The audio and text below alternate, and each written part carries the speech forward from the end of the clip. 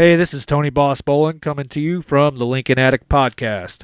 Hey, it's ODB, the Lincoln Addict, hitting you with another episode of Lincoln Addict Podcast. Certainly appreciate you guys coming back and checking us out here and trying to get in the groove of getting these episodes done. We'll talk a little bit about that here in this episode.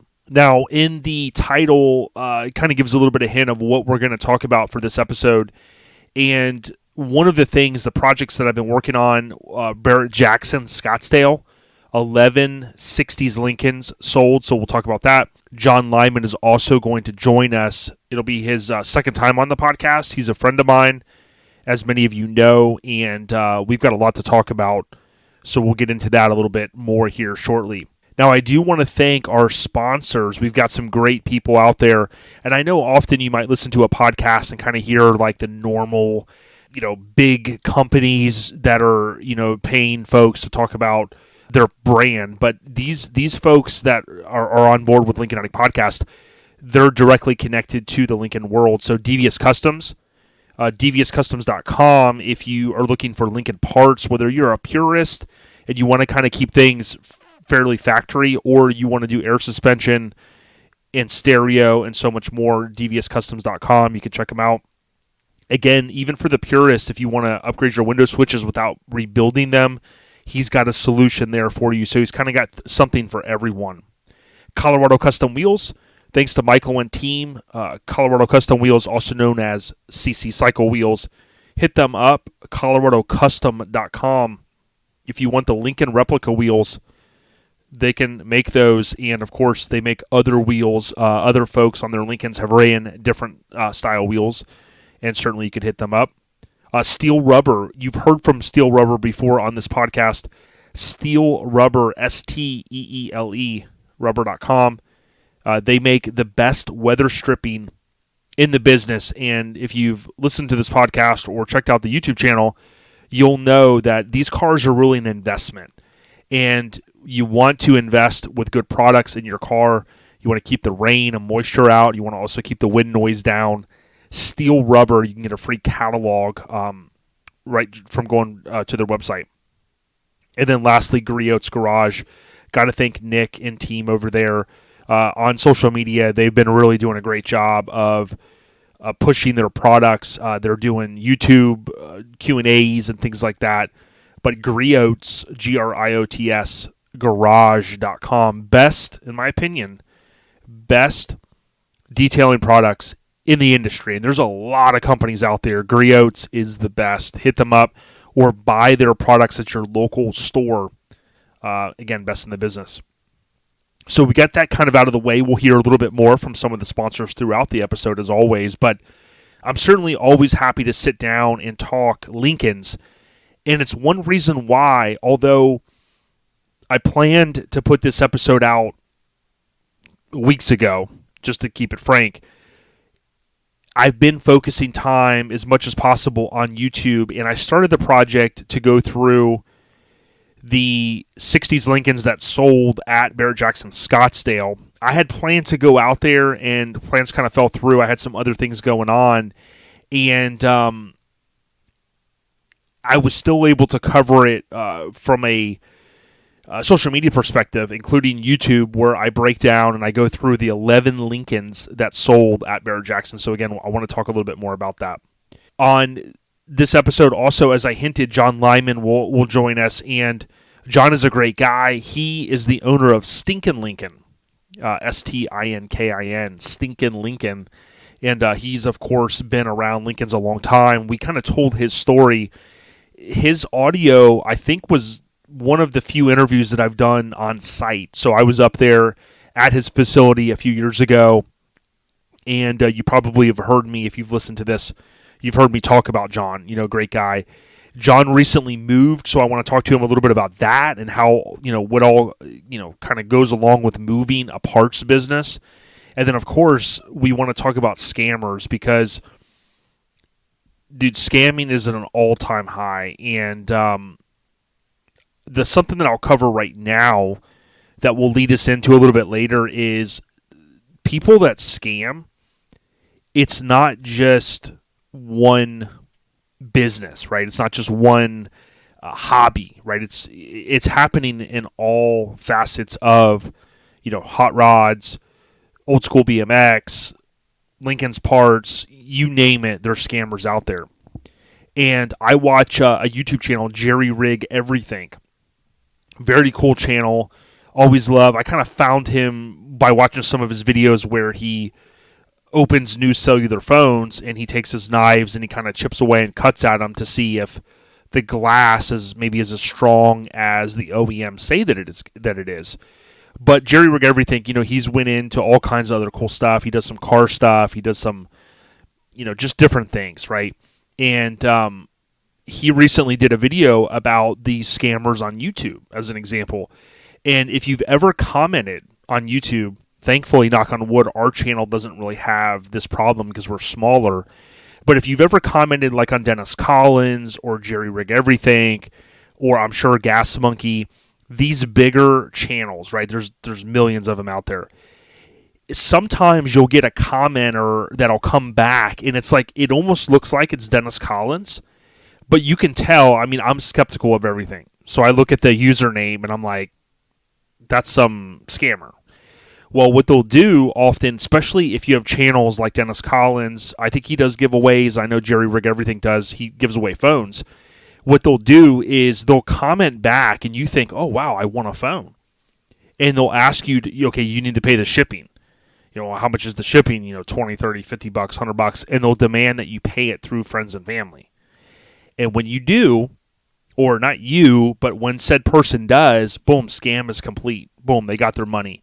And Jerry Rig Everything, he went into a video recently where he ended up chatting with one of the scammers on his channel, and the guy was in some crazy kind of third world country, said his family's poor, and that he makes his total living in a year off scamming people on one YouTube channel, on Jerry Rig Everything. So the thing that I would tell you is, again, what we're going to talk about with John a little bit later is with these parts scammers, it is rampant. It's happening all the time, and I don't want you guys to fall for these part scammers. You know what I mean?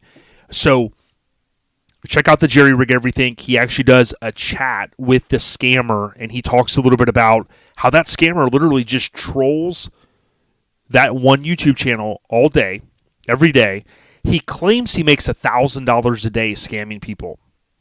I mean, he gets millions and millions of views on his videos.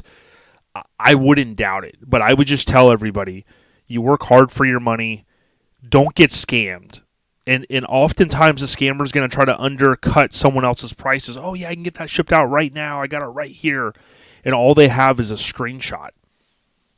Don't fall for buying parts from people that you don't know, or cars or whatever they're trying to sell. Oftentimes these guys are going to hit you up. How often is a parts supplier going out on Instagram and saying, hey, what parts do you need? It just isn't happening. Most of these guys like Chris at Lincoln Land or John at Stinkin Lincoln, they're waiting. They have someone by the phone, and when you call and you go, hey, this is what I need, and they go, okay, I have it, this is the cost, and you pay, it ships out. It's that easy. But I do know it can be enticing sometimes. You see something, you're like, oh man, a set of bucket seats, man. I'd love to have those for my car. Those are kind of rare. Oh yeah, and the guy says, hey, I got them. Well, how much? Well, it gives you a good deal, and you're like, okay, well, man, I want to send the money now. How do I send it? Just stop and think, who are you sending this money to? Joe Schmo that you does he have a website? Has he sold parts before? Can anybody else in the Lincoln community vouch for said person? There's other ways you can do things. Something I'll tell you, and again, I know this is a Lincoln Addict Podcast, so you might be thinking, hey, why are you talking about all this stuff? It's going to tie into what we talk about with John later. But in the truck world and the BMX world that I post stuff about on my other podcast, our lifestyle podcast, where we talk about mini trucks and 80s and 90s and BMX, there are a ton of BMX scammers. Old school BMX, as we call it, has come back full force. Many of us grew up in the 80s, even the 70s. Some of you guys younger, maybe in the 90s. And, old school BMX is awesome. It's back, and it's bigger than ever. And what some of these scammers do is they'll create an account that'll say, old BMX parts. And typically they have underscores in between them. And what they do is they take screenshots of all of these different BMX pages. And these BMX bikes sometimes can be $2,000, $5,000, $10,000. It just depends what you're looking at. And what they do is they build up, they buy their followers, and then before you know it, they've got 10,000 followers, and they've got screenshots of all these bikes. And what they're doing is they're trying to find someone that's like eager. They got maybe their a tax check or something, and they're like, you know what? I'm going to relive my youth. I'm going to buy this bike, $2,000, $3,000, $5,000, whatever it is. Insane, right? And what they do, it's just a total fake account. And you look at it and you're like, looks legit. 80s bikes. Boom. You pay them friends and family, money's gone. There's no recourse. And some of you guys know with PayPal and some of the other apps, I'm not as accustomed to like Cash App and some of those Venmo, but with most of them, especially PayPal, if you pay friends and family, there's no fee associated with it. You're 100% out. The money is sent. It's gone. You always have to be conscious of that. On Instagram, you can go oftentimes to an Instagram page and you can tap on the three dots. And when you tap on those three dots, you can tap on about this account. I'm looking at an account, 80s BMX Craig, joined March 2018. Pretty straightforward. You will see some accounts where it will show you how many times they've changed their name. And they've changed their Instagram name 10 times, and they're based in like Malaysia, okay? Nothing against Malaysia, but you'll start to see some of these countries that these Instagram accounts are from. Ask them where they're at. And when they say, well, I'm in California, well, your Instagram says you're in Malaysia. You know what I mean?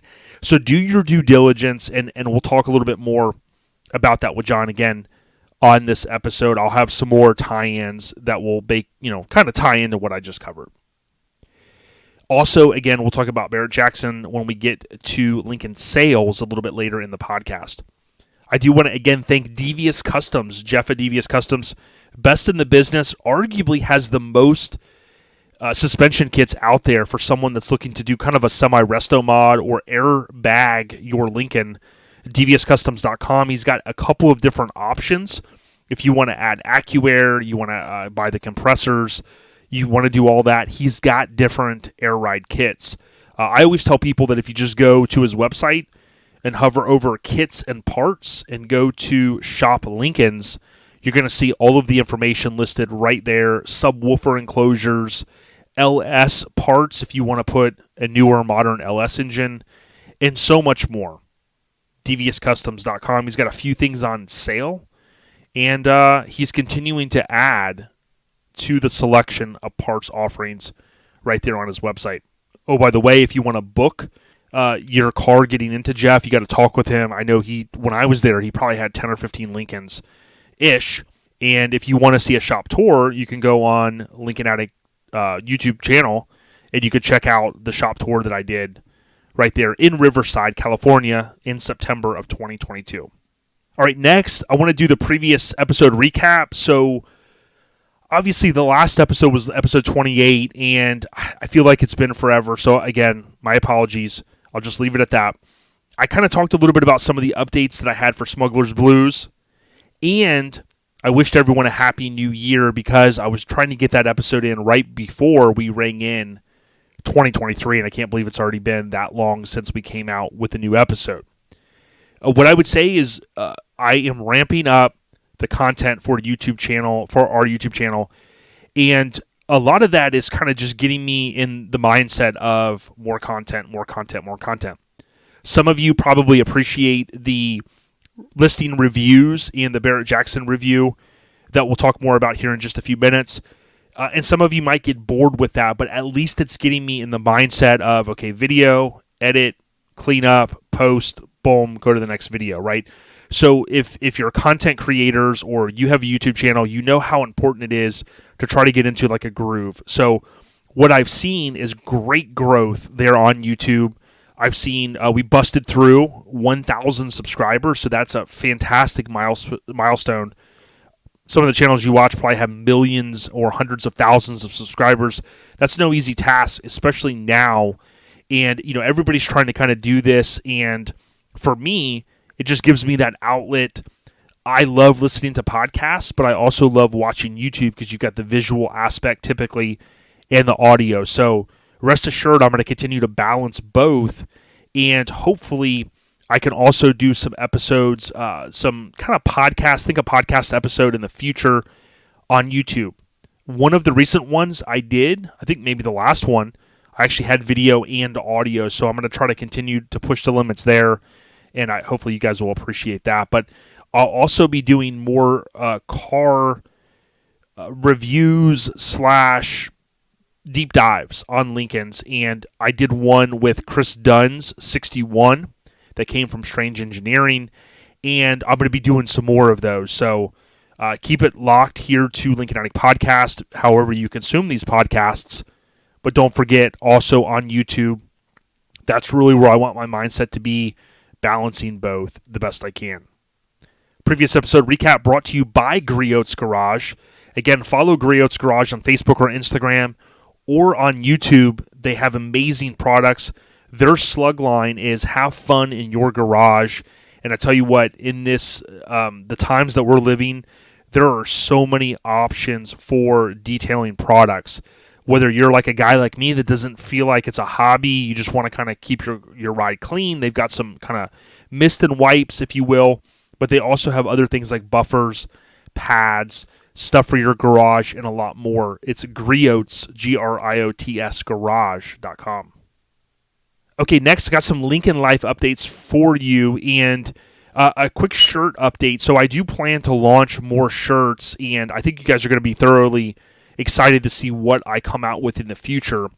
I've had a great success over on Our Lifestyle Podcast, also known as OLP. We've been doing merch over there for about 8 years. And arguably, although I've been tied to the mini truck scene for 25 plus years, we have been able to produce some of the best clothing and just different accessory options for the merchandise world over at OLP. So some of you guys are dual listeners. Thank you very much. And if you've seen what we've done there, just know that that's going to kind of also bleed over here to some really, really cool stuff. So I'm super excited about it.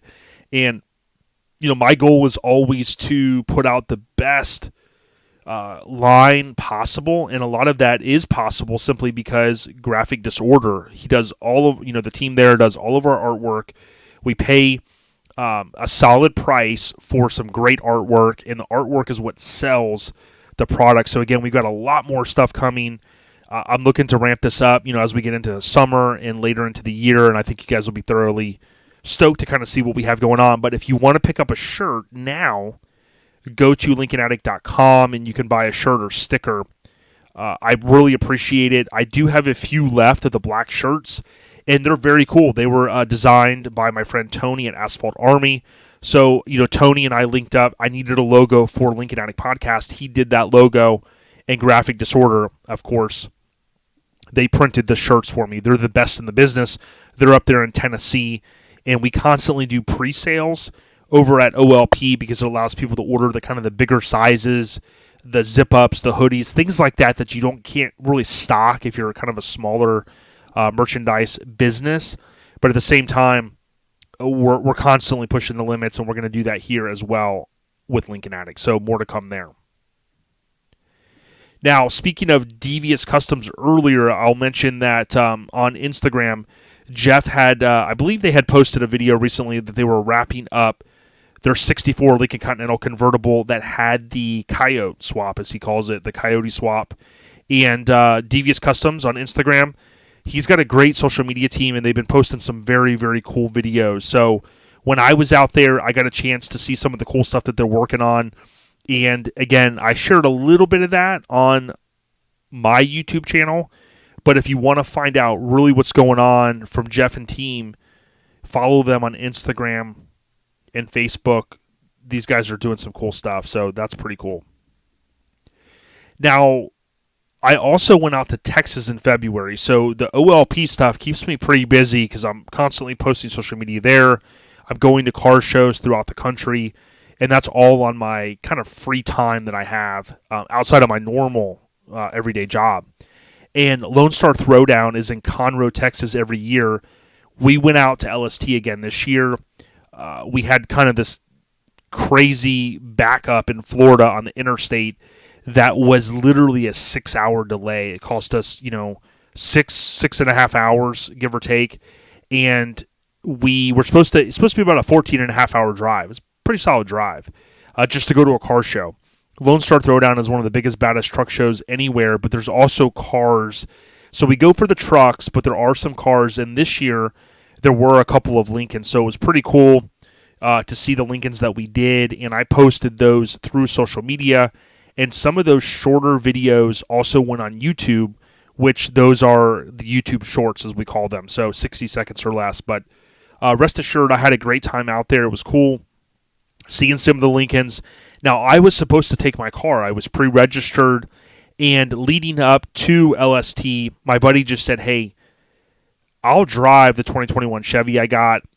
He's got a 4-cylinder turbocharged, and that thing got unbelievable gas mileage. And I'm kind of glad that I didn't end up taking my car out, only because we would have been stuck with my 3/4 ton Chevy Duramax headed north on 75 for 6 hours, and my truck still has a small gas tank. I don't know why they put a small gas tank in my 3/4 ton truck.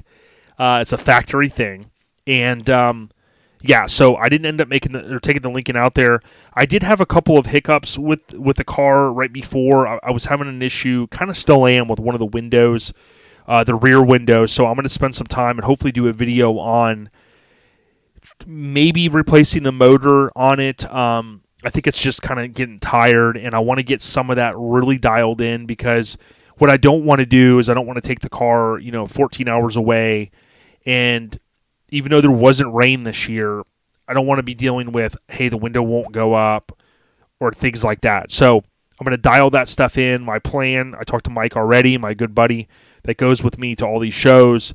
We're going to take the Lincoln next year, so it'll be out there for 2024. I'll be pre-registered, and hopefully some of you guys that are listening will also come out. I know there's some RA guys that bring their Lincolns, so shout out to them. But certainly hope to see you guys out there. It's always the last weekend in February, like the 23rd, 24th in Conroe, Texas. So we'll see you guys out there. And then lastly, for the Lincoln Life updates, I did want to just give a shout out to James at Detroit Deviant. I see that on Instagram he's getting his shop in order. He's into a new facility, and he's a super talented guy. Detroit Deviant altogether. And he's got a website. He's out there in DeLand, Florida. He's producing some very, very cool parts for these cars. And I would suggest that if you haven't went back and listened to the older episodes, he was on episode 1, so he kind of kicked us off here on Lincoln Addict Podcast. And James is, again, super talented. He's out there in DeLand. He's putting together some cool parts, and I'm always excited to see what else he's going to be releasing. So Detroit Deviant altogether. And, of course, there's a link in his Instagram bio for his YouTube channel, but his website as well is available. You could just Google Detroit Deviant Lincoln Parts, and I'm sure it'll come up. Lincoln Life updates for this episode brought to you by Steel Rubber. As I said at the top, STEELE rubber.com. Best in the business.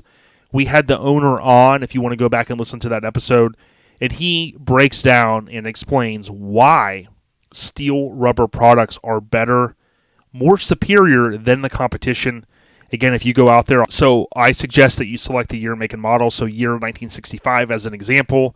Lincoln, it's going to auto-select Continental, and then you'll pick convertible or sedan based upon the year. It could be a coupe, right? And when you hit submit, for 65 convertible, you're going to see there's 42 products, including body weather strip kit.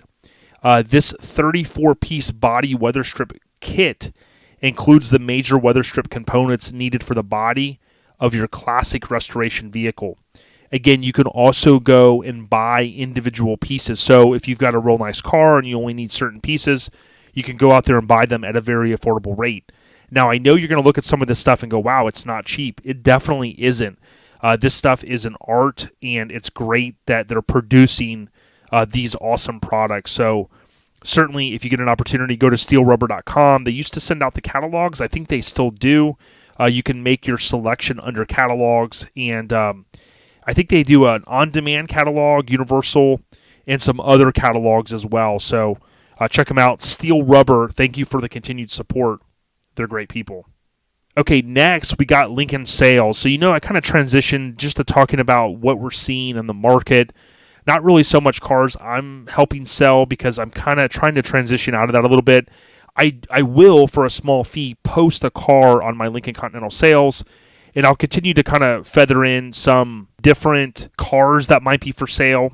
But I'm trying to kind of focus on mostly reviewing what's out there. As I've said in the past, my big thing on it is I want for people to get a good car, if that's what you're looking for. We often see what I refer to, and others as well, lipstick on a pig.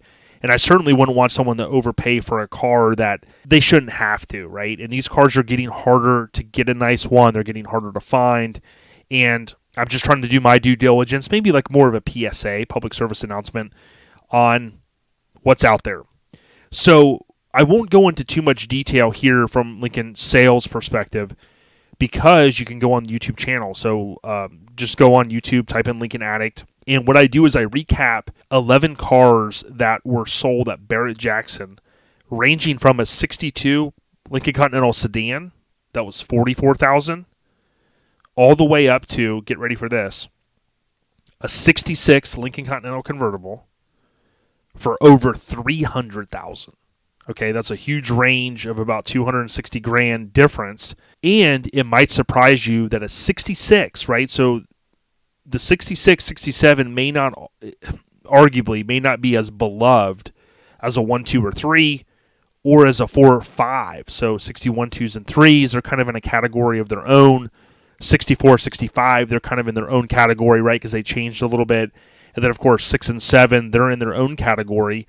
And by the time 68 rolls around, the convertible's gone because 67 was the last year of the Lincoln convertible, four-door convertible. So what I saw based upon the numbers is oftentimes, and if you go back 10 years ago, you would have people that would say you're customizing the car, you're downgrading the value of it, you're wasting your time, you're wasting your money.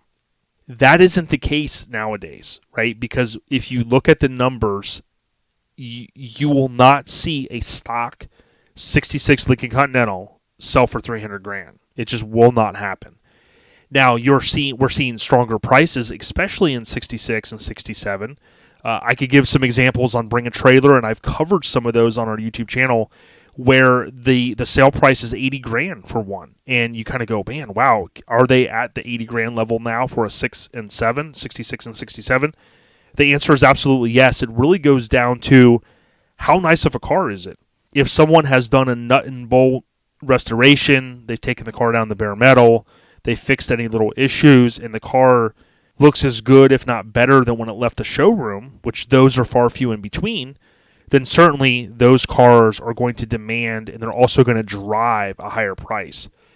But what we've seen from these, the top 3 sellers at Scottsdale this year was a 61 sedan, $231,000, custom, a 62 convertible, $275,000, custom, resto mod, 66 convertible, custom, resto mod, over $300,000, and I'll go one more behind those top 3. A 61 Lincoln Continental convertible, custom, $200,000. The only way you're ever going to get to those numbers in a Lincoln is if it's tied to JFK or Jackie O. We even saw the Lyndon Johnson car that sold not go for that much. Which, by the way, I don't think this is a perfect time to circle back on that. The Lyndon B. Johnson 64 that I did, I think I did a whole episode on. I know I did a YouTube, I can't remember now. YouTube is merging with the podcast. I either did a YouTube video or I did a podcast episode where we talked about the Lyndon B. Johnson. I think it was an episode because I talked about that was the car that was on the tarmac, unfortunately, when JFK's coffin was being loaded into Air Force One. And that car, so think about this, 64, very desirable year, white, kind of a desirable color, maybe more so than a red or a blue or turquoise, white top, and arguably I kind of broke down the work that had went into the car from a restoration standpoint. Even that car tied to an ex-president, 172,000. So I don't know if I covered that. Maybe I did on the December episode, but 172,000. That's a good price, strong price, but it's 64 is arguably more sought after than maybe a 66. And I just covered with you a minute ago a 66 with the buyer's commission sold for over $300,000. And if you want to know how, again, go check out my YouTube channel. And I break down, I'll go through the review. I'll talk about, why it brought that much money. What was someone thinking potentially? What did they want? And that'll give a little bit of insight to where the market's going with these cars. Now, as I've always said, am I 64? Am I 65? I have the MEL 430. I have, basically stock drivetrain, things that have been refurbished. The 65 is a super nice car I bought from Robert, and we're still loving that car. I don't foresee myself ever changing that stuff, right? But I do know there are people out there, whether we like it or not. I'm for resto mods, no complaints here. But the market is driving people to go, hey, I want a car, I want a Coyote swap, I want an LS swap. Mercury Marauder, I think, was one of the engines that was in one of these cars that went for over $200,000. So there's definitely a market out there for custom Lincolns. And, some of these cars were probably nice cars when they started, the restoration or the resto mod. Some of them might have been junkers. We just don't know. But bottom line, I'll continue to cover the information and, bring you guys as much content as I can as time will allow in a normal week. But yeah, that's kind of what I'm seeing. The market is being driven by, and you could slice and dice it and maybe say sports athletes, movie stars, TV shows, whatever. People that have money, that want to, don't mind spending $100,000, $200,000, maybe $300,000 on a car. Is it a good thing? I don't think it's a bad thing. It's not my money, so I don't really care. But, of course, being a Lincoln addict, I'm going to continue to cover it. So, the Lincoln sales brought to you by our family over at AccuAir. If you're looking to add air suspension to your car, look no further than AccuAir for your air management. It's accuair.com. AccuAir, of course, you can have plug-and-play applications. You can hit one button or just turn your key and start your ride, and it will automatically level to your drive height that you have preset. It's amazing. AccuAir.com for more, and check out my YouTube channel. Again, I continue to plug that because on YouTube I go over a multi-part series on why I picked all of the components for my 64. Why did I go with AccuAir? Why did I go with Devious Customs? Why did I go with a universal air tank? What are those differences and why? Again, check out the series on my YouTube channel. Shout out to AccuAir.com. Okay, a few more things before we get into the conversation with John. So Lincolns in movies, TV shows, music videos, and I've added album covers. Why not? Because I collect some albums that have Lincoln stuff on the cover. So there's an old school movie with Natalie Wood, rest in peace. I kind of stumbled upon some different documentary stuff about Natalie Wood. Some of you that are a little older are going to know her. She's been gone now, unfortunately, 40 years, and very kind of strange on how her death happened. I still don't think the truth has ever really come out. Christopher Walken was there that night. Of course, her husband was as well. But there's an old movie, a 1964 movie called Sex and the Single Girl. Okay, so it's not what you think. It's one of these, I don't know, old school movies. I grew up, my mom loves watching older movies and whatnot, but this movie is kind of a little quirky. You really can't find it to stream anywhere. I think if you want to watch it, you pretty much got to buy it. But there is a 64, pretty certain it's a 64. It's funny, in some scenes it looks like a 64. In other scenes, it's not a 64. Okay, it's one of those things. So I think maybe for a couple of the scenes, for the front, you could see the 64, the grill. From the back, it's like a 61, 2, or 3, and it's hard to kind of tell. But anyways, check it out. And if nothing else, it gives me one to talk about this week. And someone I had read somewhere that people were talking about the cars were on the wrong side of the road in certain scenes in the movie.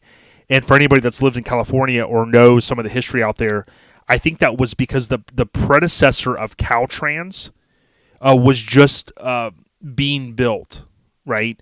So they were diverting one-way traffic onto all lanes to temporarily use that road. So that's a cool little fact that I found about the movie. Again, it's kind of a quirky one, but I love that we can look back at a movie. It's kind of like a time capsule, because if you go back to a TV show or a movie that was filmed in whatever month or whatever 6 or 8 or 10 week period in time, you can look at the cars, the buildings, the freeways, everything. It's like a snapshot of that era. So it's kind of cool. Check that one out. Sex in the Single Girl. Again, it was a 64 movie.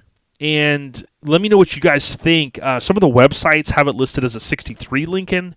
The front shots, the little screenshots I took, I swear it looks like a 64. But of course the back we know is a 63 or 2 or 1 based upon...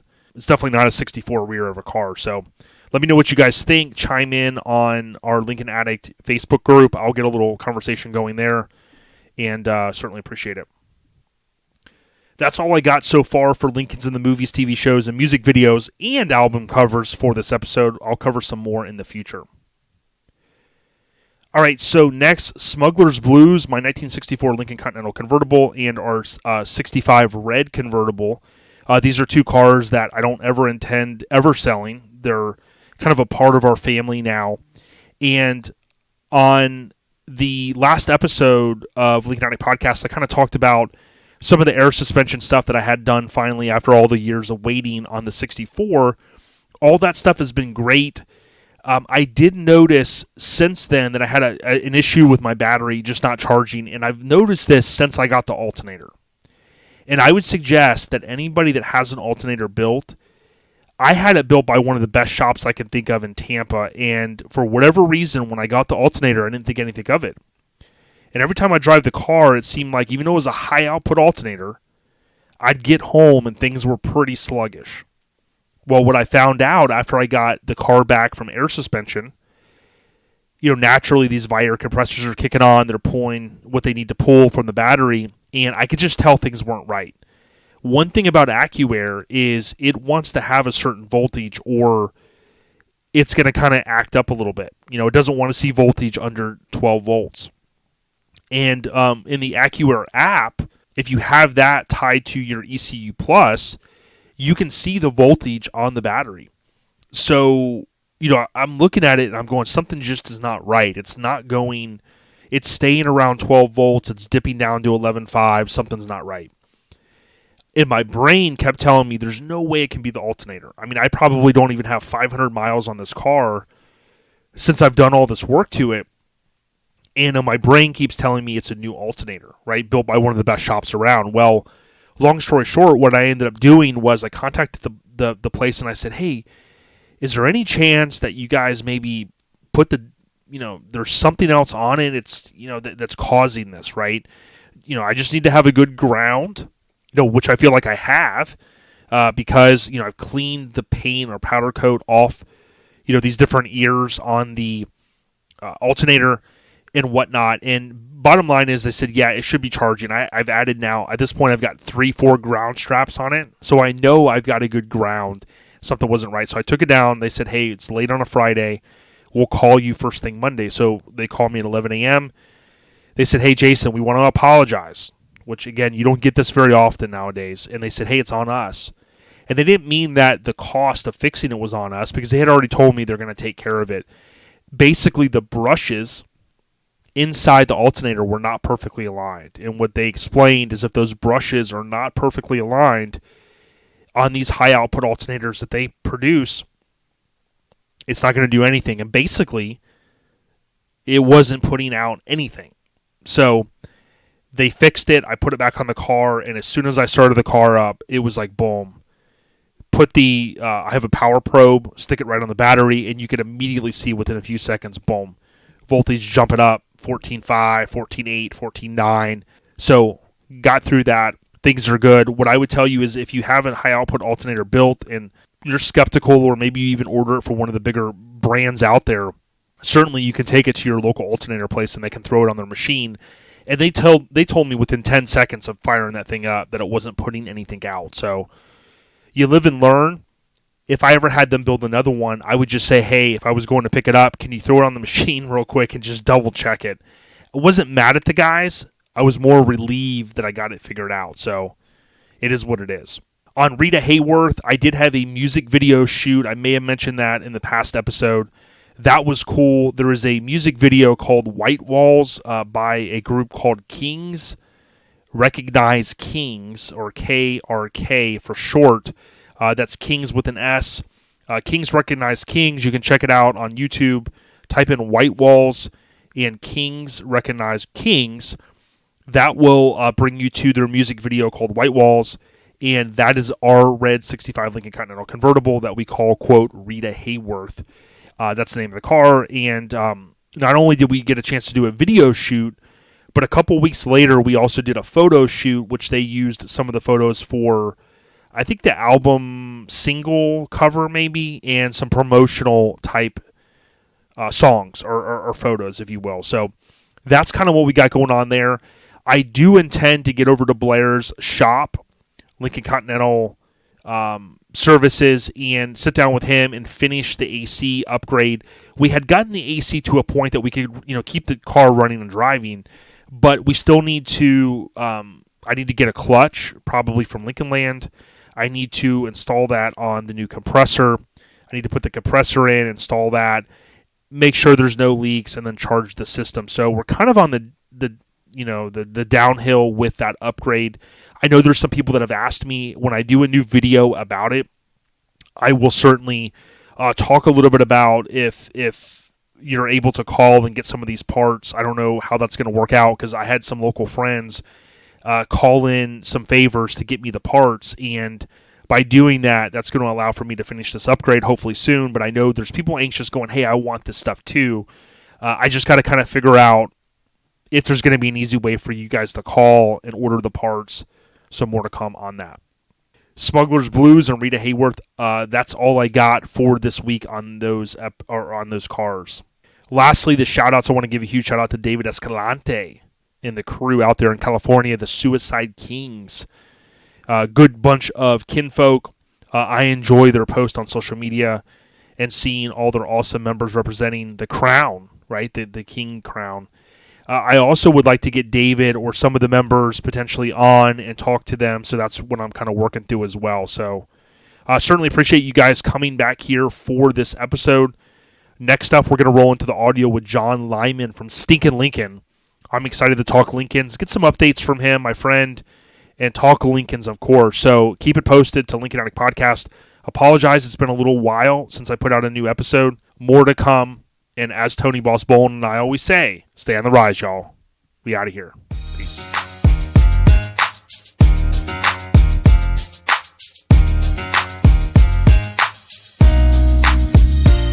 Hey, so as I mentioned just a moment ago, we're going to link up with John Lyman. And John, before we start, I just got to ask you, how you doing, my brother? Pretty good, man. Thank you. How are you? Good. Everything's good. Happy New Year, all that stuff. I know we're kind of a few months in, but I know you recently had moved your shop, but the good thing is, like the old Batman series, same bat time, same bat channel, people can still get a hold of you the same ways. Oh, yeah, for sure. Yep, yeah. Some people actually, for a little while, thought I was, like, quitting and moving. I was like, no. I'm not moving. I'm moving. I'm not quitting. I'm not, oh, you're getting rid of everything. I said, no. I said, I'm getting rid of junk here. I said, that, I don't want to take it with me. I said, but no, by no means am I quitting. I said, I'm moving to be bigger and better. But yeah, there was a little confusion during the move. Other than that, it was pretty smooth. Wasn't too bad. Yeah, you can Google John Lyman, Lyman, Stinkin, Stinkin, Lincoln. So John Lyman, Stinkin Lincoln. And if you Google him, you're going to see his Instagram pop up, LinkedIn, a couple of videos that we've done on YouTube when we were visiting. the old podcast we did. God, I can't believe it was May 2019. It's 4 years ago. Yeah. So John, is well established. You guys know, many of you know John. And before we talk a little bit about part scammers, which is going to be the majority of our topic, just in general, I know, you have the awesome 64 I love, the Vert, and some of your other cars and stuff. But how the car's been, your little collection of Lincolns?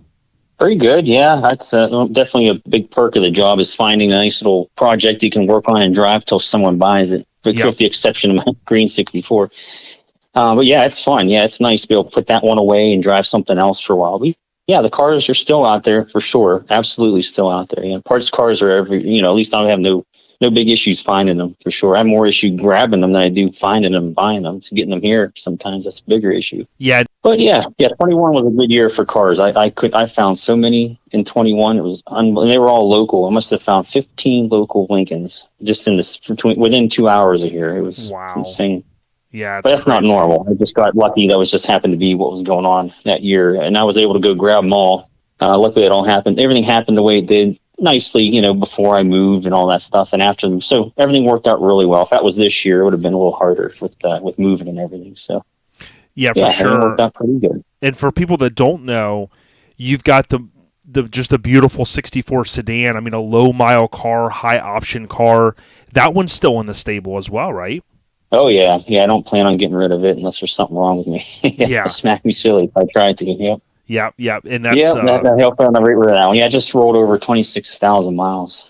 Insane. Last summer. Yeah. 25 when I bought it. So I drove it, but I don't drive it that often because I do want to keep it as preserved as possible. But yeah, she needs to get out and stretch her legs a couple hundred miles a year for sure. Yeah, contour adjustable bucket seats, basically what we call them. It's got the headlight dimmer, the speed control. I mean, it's got it all, and like you said, under 30,000 miles. Yep.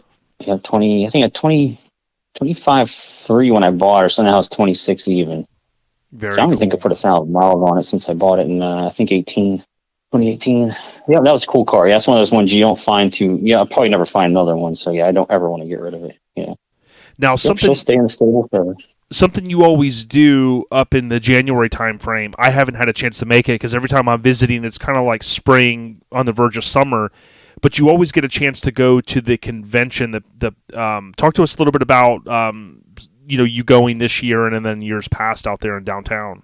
Yeah. Since I think the year after I started doing this. It's called World of Wheels. They have a national circuit. It's the same as the Detroit Autorama. Same groups putting all these on. The Cleveland Pistons show, all that. So a lot of major cities have it. They're different times of the year. They'll go from like January through May or something like that.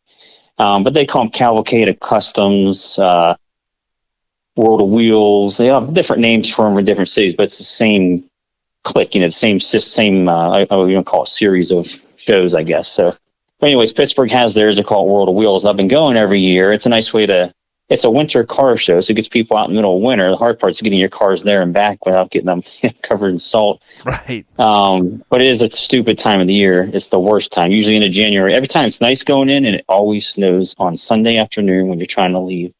And everything's just trash. The roads are slushy and wet and salty. You got to cover your car up from end to end because I don't have an enclosed trailer yet. And yeah, it's always fun. But anyways, so we do that every year. And my buddy Spencer always goes with me. Got his car up and running a couple years ago. He has a white 62. So he's just like in cloud nine going to this show with me. So every year we try to bring more and more cars. We got a couple friends the other year. Cisco was there with his 63. I took 3 cars. We had a 61, 2, 3, 4, and 5. That was awesome. But with the move and all that stuff last year, I only took one car. I took my black 62 convertible. I just got back on the road. And just to get it out there, just to let people know what I do. And Spencer brings his car still every year. So we had the 2 62s together. And it's a nice way to meet people around the city. I get tons of leads from there. A customer's buying a car, a 61, not too far away. I went and looked at it. He wanted too much, but a customer was fine with it. I said, it's still a nice car. I looked it over.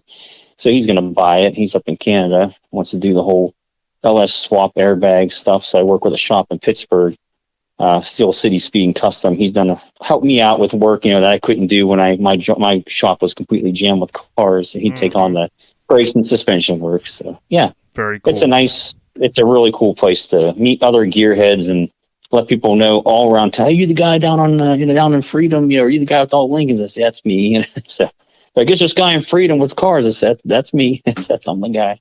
Oh yeah. But it's real nice. It's a nice indoor custom car show is what it is. A couple hundred cars. It's a whole weekend long. It's nice. Real nice. And keep me honest, so I've been in the truck club, car club, Sever Ties, worked 30 years, 92 to 2023, 31 years. But I'm trying to remember from memory, Kev Dog and Dave from Kin Dig It, did they stop by 1 year? Yeah, that was, I think, 2 years ago. Chip Foos was there 1 year. Maybe it was the same year. But then Kev Dog, they do a lot with the sponsor of that show. It's called Max Motive. Yes. They're a local dealership. So they did, there's that Max Headroom C10 pickup truck with a hardtop convertible. Mm-hmm. Ken built that for Max Motive, the owner of the Max Motive. So they do a lot together. So they were there again. I think they were there this year as well. They come every year just about because they're always built. Yeah, they were there this year with all the VW stuff. I guess that Ken Dig built a couple of VW stuff for them. Yeah, those were on display this year, and I think the one daughter or something has all those. But yeah, they're real good. They do a lot together, so they kind of have them build cars for them and this and that. So they were both there. I think I wasn't there when they were there walking around, but my buddy got a picture with them. That's Spencer what it was. Spencer I think he got a picture with him, and then my buddy Steven Cantor, he's from Maryland. He comes up every single year to help me with this car show. And he'll stay the whole weekend. He'll come Friday, stay Saturday, leave Sunday. And he basically mans the booth if I'm not there or have a family thing or whatever. And but he stays up, and helps me out every year. So he got to see Ken Dig. I think Chip Foos too. Foos came over. I have to look at the pictures. I can't remember who saw who, but I miss both those guys. Yeah, Dave is super talented, and it goes back. Super nice guy too. Yeah, I had really talented. I had Bill Hancock on my OLP podcast, and Bill goes back to Bill at Wheels stuff all the way back to everybody kind of goes back to Boyd with Bill at Wheels. But Bill had told a story about how 20, 25 years ago, whatever it was, when Dave Kindig had reached out to them about doing some wheels for this VW who he's building, and he's like, little did we know. One, he builds this VW that was like his kind of first car, I think, that he's since gotten back, but also like the legacy that he kicked off. And then Kev Dog, he's in Sever Ties, the club I'm in. I don't know how much he does with his own personal stuff these days, because you can imagine. they're basically celebrities, so it's cool that some of your guys got to link up with them. Yeah, that's really cool. Yeah, I think Kindig got in Cisco's car. Yeah, pretty sure he sat there. Pretty sure him sitting in Cisco's car. Yeah. Yeah, they're a real nice guy. They've been to other shows for Max Motive too, so you get to meet and greet these guys. They're real nice. Yeah, I know overall he's just a really nice guy. Dave Kindig's like super nice guy, like all around, not a fake, Yep. Not a phony or anything. He seems to be like a legit nice guy and talented and does really, really nice work. Yeah. Oh yeah. You hear about the shoddy work on some of these famous guys, but he's not one of them. I don't think anyway. That's for sure. Heard only good stuff. So. Yeah, and Chip was there 1 year, and I missed him too. That he was eating lunch right behind the cars. That was the year we had. It's the same year. I think it was Chip Foos and Ken. They were both there. That's probably why I missed them both, because they were both there at the same time. So much. I was away that weekend. So much talent. Yeah. He was real nice enough to come over, and I think they interrupted and said, "Hey, get over here." Well, I'll be there in a second. Yeah. Finished his sandwich and went over and got a picture. I think Spencer made him come over. Yeah. What was cool, I want to give you a shout out to Chris Dunn, because I know back in August, kind of late summer 2021, Chris, I think, was making an epic road trip. Chris lives down by us, of course, Lincoln Land Inc., but it was neat that he stopped by, and you got a picture of him there. Yeah, he tricked me. Yeah, it's pouring down rain, and I get this phone call from like a Florida number. I don't have his number saved. I didn't know. He's like, I need some parts. I'm like, all right. I'm like, well, what do you want? He's like, I'm at a one of my old address. I'm like, why are you at? This was still my house at the time. I'm like, why are you at? How'd you get my house address? I'm thinking, like, who the hell is this? That's I'm like, awesome. dude, it's pouring down rain. It's humid. It's disgusting out. Like, tell me what you need before you get here, so I can at least grab it for you in case it's outside in the rain. He goes, no, I'll be right down. I'm like, all right, well, you got to come out of there. Here's the address. Come down the road and down here on the right. And he gets there and he gets out of the car. I'm like, here's this crazy bastard coming in this rain for parts. He didn't give me a heads up. And then it's Chris Dunn. He goes, I said, oh, it's you. Actually, I wasn't even in the garage when he pulled up. He was already walking into my garage. I was in the bathroom. I came out of the bathroom. I'm like, oh, I said, Chris. I said, it's you. I said, he goes, yeah, it was me. I was wondering, how the hell did you get my address? Because it's not on my cards or nothing. Right. It's because he probably just uses, that's my billing address when I buy parts off him. So he probably just used that and dropped by. He did a drop by, but that wasn't my shop. Yes, I don't use it. I don't use this as my address. I said, but that's funny. I said, well, what the hell did you need anyway? He goes, no, nothing. I had to get out of the office. And I was like, yeah, I get out of the office and drive, 12 hours. Right. I said, you're on a mission to go somewhere else. I said, that's cool. I'm glad you stopped, But yeah, every time I go to Nationals, I saw him in Morgantown at the Lincoln in October in the Eastern Nationals. I stopped there on my way to pick up some seats from a guy in New Jersey. So he met me there. And I was walking through, and there was Chris was right there. He was just leaving. He said, I'm just leaving. I said, hey, man, how you doing? And talked to him there for a couple minutes. But I saw him at the Gilmore as well. That's where I first met him, up at the Gilmore Museum up in Kalamazoo a couple years before that. I had taken a car up there, and he was walking around. He goes, oh, you're the Stinkin Lincoln, John Lyman. I says, yeah. He goes, I'm Chris Dunn. I said, oh, okay. He was the only genuine guy that was crowding around my car when I brought a 66 convertible there. It had the bucket seats and everything, but it was a really ratty car. Shout out to the ratties. You know what I'm talking about. Yeah. So just ratty as hell, but I got it running, driving, got the windows working. So I'm going to take it up there, sell a couple parts. I'll take the car up and I'll, put it for sale. And everyone was tearing that car apart. And Chris said, don't listen to those guys. He's like, you got the car. He's like, the car's on the road, right? And I said, yeah. He goes, that's all you can ask for. I said, yeah. They're nitpicking because I switched the switches out to 67. They were 60. I said, they were all broken. All I had was 67s at work. So I just put them in. He goes, don't listen to those buttheads. He's like, the car's great. You saved it. You're going to find a new home for it. And he's like, that's all that matters. So he was the only genuine guy there that wasn't tearing my car apart. And I was like, yeah, I brought it to the Purist, Purist car show, and everyone was getting all bent out of shape. I said, I just got it back on the road a week ago. I said, I decided to bring it up. So chill out. But yeah, he's a great guy. And, many people may not know, it's like he's generally, a Lincoln addict, so to speak, but he is. Yeah. He's all about, he'll restore a car, and he likes to have it where he can start it and drive it. I mean, we've had hurricanes down here, so he likes to be able to move his cars if he has to and stuff. He doesn't want them to be down too long, right? None of us do. Yep. But, Chris is just one of those genuine guys out there, so that's cool. But I remember one of maybe not the first time I came up, we always go to Permane Brothers, which I love up that way, and obviously I'm an outer towner because I love it that much, but I remember you had the turquoise-ish 66. That's the one I took to Michigan. Yeah, that's what it was. Yeah, and that one ended up going overseas, right? Yeah, I went to Poland. Yeah, Poland. Yeah, which is cool. Yep, and I gave that guy no surprise. I said, "This thing is a rust bucket, dude." He said, "That's okay. We fix. We make all the metal here. We're old school." He's like, "We still have body guys that can do metal work." I said, "Okay," because I hear no one's going to buy this thing here. I said, "But if you want it, it's yours." And he said, "Okay." Yeah, and it was a nice car. Yeah. Like you said, it just had some things underneath. It just needed a little attention. He sanded the fender down. There must have been half an inch of Bonda, filler on that fender. I couldn't believe. I knew it had work on it, but I was like, "Oh my god!" I said, "There's no way." A magnet stuck everywhere I tested, but not there. And then he sanded down. Like, look how bad this was. I said, "Oh my god, that's all." I said, "The guy who, sculpted the whatever it was in Italy, that Da Vinci sculpture, or whatever." Right. I said, "You must have been a sculptor, man." I said, "Because holy cow!" But yeah, he had the hand do a lot of work on that car. It had a lot of replacement fenders, that were everything was always tinned in back then because you couldn't buy reproduction fenders for those cars. So if you didn't find NOS, you were hand making them. That's exactly what they did to that poor car. But, oh yeah.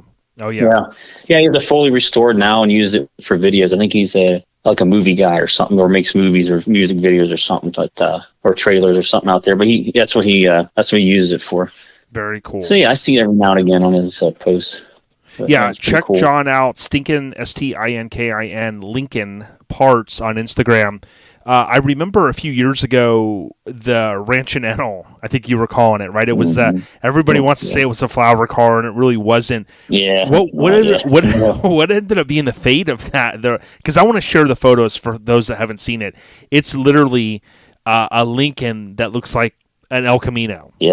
Yeah, I called it El Continental at first, and just the Continental, but. It was a 66 sedan, and someone, welded the back door shut. They arc welded the damn door shut. they cut the roof off right above the back seat, so you still have the original roof up to the front door, basically. Right. Then they took the rear window, moved it all the way up the front. They put this fiberglass fins on, like cars back then had, like a recessed-in window, like a flower car or whatever. Or, El Caminos had the fins going down, and they put a 7-foot bed on it.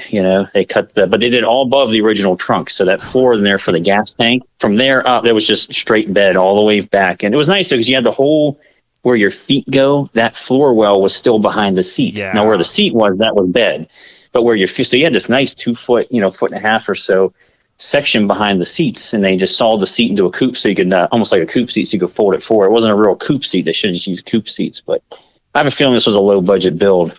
I But they did pretty cool. They did finish the interior out pretty good. I was surprised. They cut all the trim down and everything and finished it, put carpet up on the sides. You couldn't see the door. That was even a door. The back door was even there. Yeah, it was pretty neat. I kept hoping, I was rooting that was going to be your shop truck. Oh, God, I just bought it because I remember reading about it on the internet like years. It was out in Nebraska or somewhere way out in the Midwest. And I was like, oh, that's a flower car. And I'm like, that's weird. Then this guy, again, this is a World of Wheels lead. This is that several years ago now.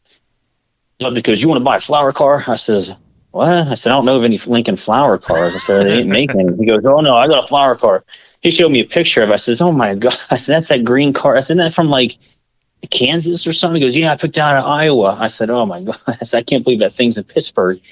And I said, I got to go see this thing. I picked it up for nothing, like scrap, basically. He took the engine tranny out. He said, it was bad. I scrapped it. I said, shit. I said, all right. So it didn't have an engine tranny when I bought it. But other than that, it was complete, Everything was trimmed in gold. Everything was dipped in gold, like the letters. And they added El Ranchero on the side, or just Ranchero, whatever it is. Made a custom tailgate. But it was really, I just had to have it because it was so weird. I was like, this thing's got to have at least $400 worth of parts on it. I said, we'll be good. And he had the title and everything. I said, man, this is cool. I said, I'll take it. And what I do, I sold it to a guy. I kept lowering the price until someone bought it, basically. And, then a guy in Ohio bought it. Unfortunately, he passed away before he even did anything to it. I mean, it was out there for 2 years. He passed away. So his daughter called, what's this car I hear about this? My dad kept saying Stinkin Lincoln and Ranch and Nettle or something. She's like, what is that? So I said, what happened to your dad? She goes, he passed away. I said, I'm sorry. And she goes, well, where is it?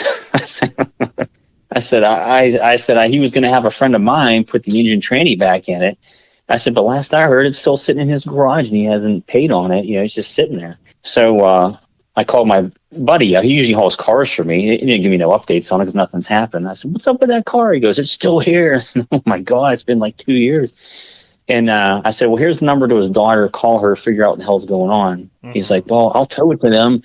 And she didn't want it, since she's trying to twist me for a lot of money for the car. I'm like, I don't want it. I was like, I will give you your money back at best. I said, because I don't want it. I said, it's just something I don't want. I said, if it comes back to me, okay. I had sold him an engine and transmission for it and everything went with the car.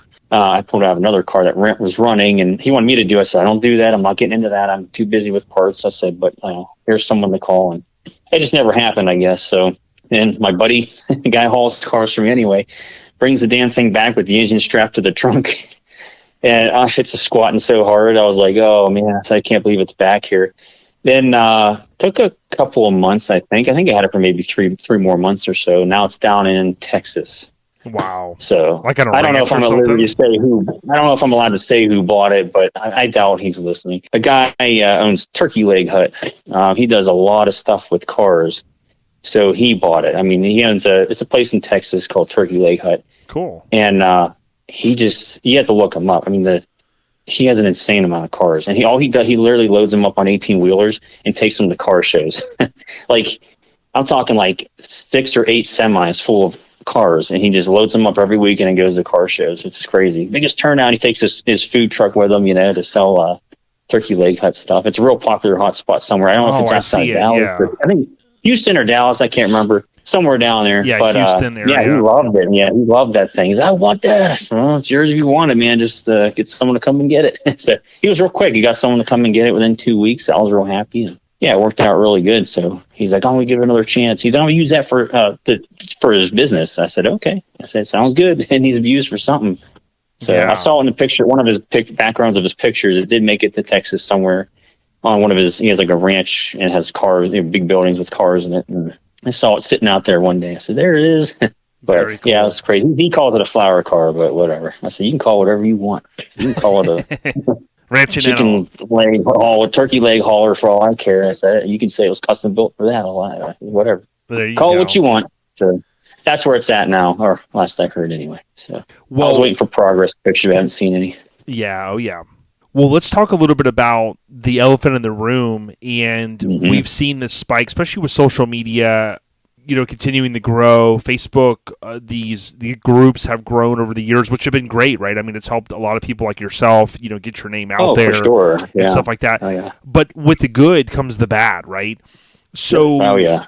lately, what we've seen, and I kind of alluded to this in my little intro segment at the beginning, is like, whether it's old school BMX stuff, if it's certain kind of parts, the Buick community, all these different, facets of the hot rod industry and whatever, there's always going to be scammers, right? Because they know, oh, hot rod people, they got money. Lincoln guys, they got money, this and that.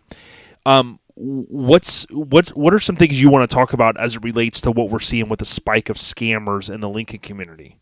Well, I mean, being a parts guy, I obviously see this all the time. I'm always on there looking for, whoever who needs something or whatever. But then I see these posts. I'm like, well, that's my car, or that's the other guy's car that I tried to buy and didn't get. And that's the picture from 4 years ago. And you start looking, the guy's names like, Robertson,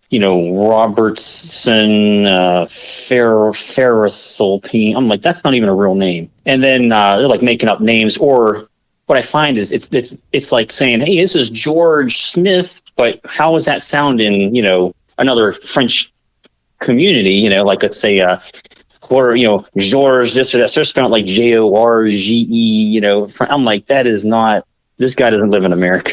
Like, Right. So it's kind of obvious when you see weird names as red flag number one. But I get all these, my customers are messaging me, just go legit. Do you scammer? I see you scam. I'm like, yeah, dude. I'm like, if you have to ask me that, then yes, like you shouldn't have to ask me if he's a scammer. I said, go scroll down on his page. And sure enough, there's a picture, Felix LaFour's switches with his logo on. There's a picture of my bucket seats with my logo right on the trailer.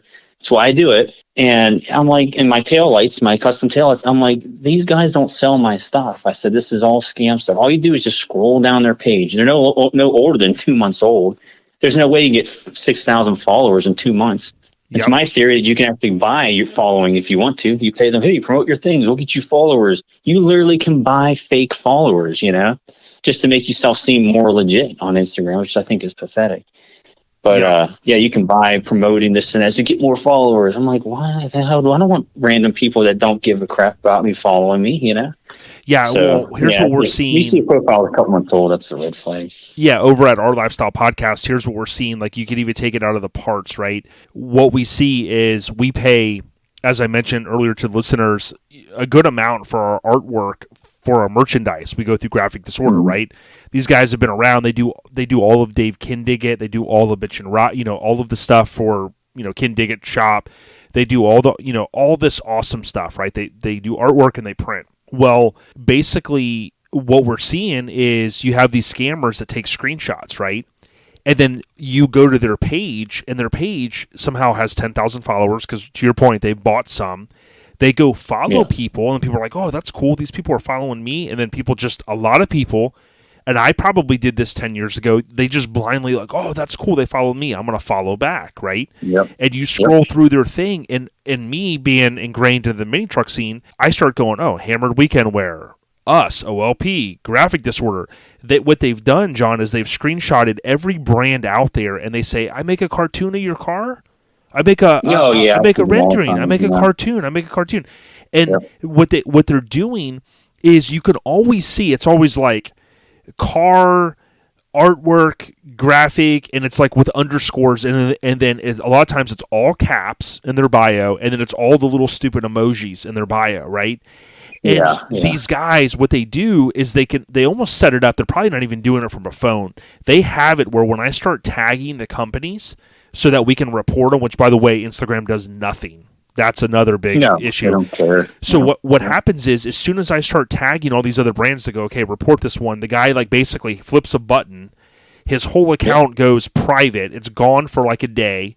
Boom, he flips the switch. It's back on. They change the name. And what I was telling people earlier too is on an Instagram page, you can click on it and you can click on the triple dots and you can look at the account. Yeah. And in the BMX world, we're seeing like Malaysia and someone has changed their name 17 times in a year. That's a red flag. Yep. Scam for sure. Yep. And that's one of my points was, hey, you can go and see how many times. The sad part is it's the older folks, in their 50s and their 60s. They're just kind of like, yeah, Facebook, okay, like I have uncles and stuff. They're not that savvy on here. They're not on there all the time, but they're on here looking for their special parts and this and that. And they know me or whatever. They know somebody else.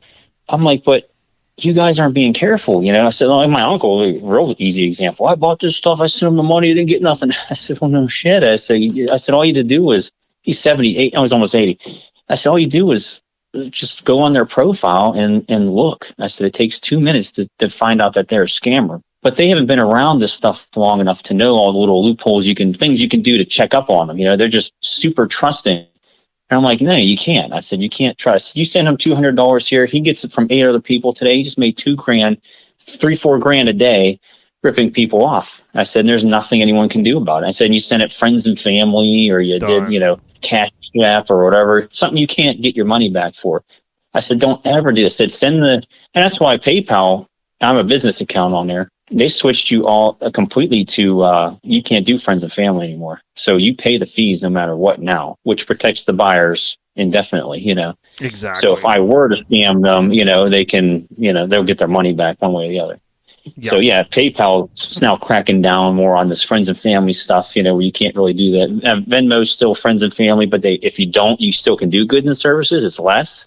It's like not even 2%. But I think Venmo will follow, and everything will. They're just going to have that payer protection thing in there, so they'll make 3% on every transaction. That's a business, no matter what, and they'll make all that extra money to pay people back that get scammed, basically, because there's no way to get these guys. It's very hard. Yeah, it's super hard to track them down, and no one's going to spend the time to do it for a couple $100 here or there, Yeah, and I talked to the listeners. At the end of the day, it's got to cost them millions of dollars, but they're making tens of millions on the insurance, that your buyer protection that I have to pay for, in every transaction. So that's just how it's just what it is. You screw someone over and you work it down the line so that at the end, everything costs more, and I got to charge my customers 3% protection fee because I'm not scamming them. So there's no reason for us to say, well, sorry, but you got to pay it. If you're going to use PayPal, there's 3%. I'm not going to put in the price in case they pay with Venmo or a check or something, then I won't, then they don't have to pay it, so yeah. And PayPal, I mentioned to the listeners earlier that I watch a lot of YouTube channels, and there's a guy that I watch, Jerry Rig Everything. He's got a great channel. He talks, a lot of cool stuff he covers.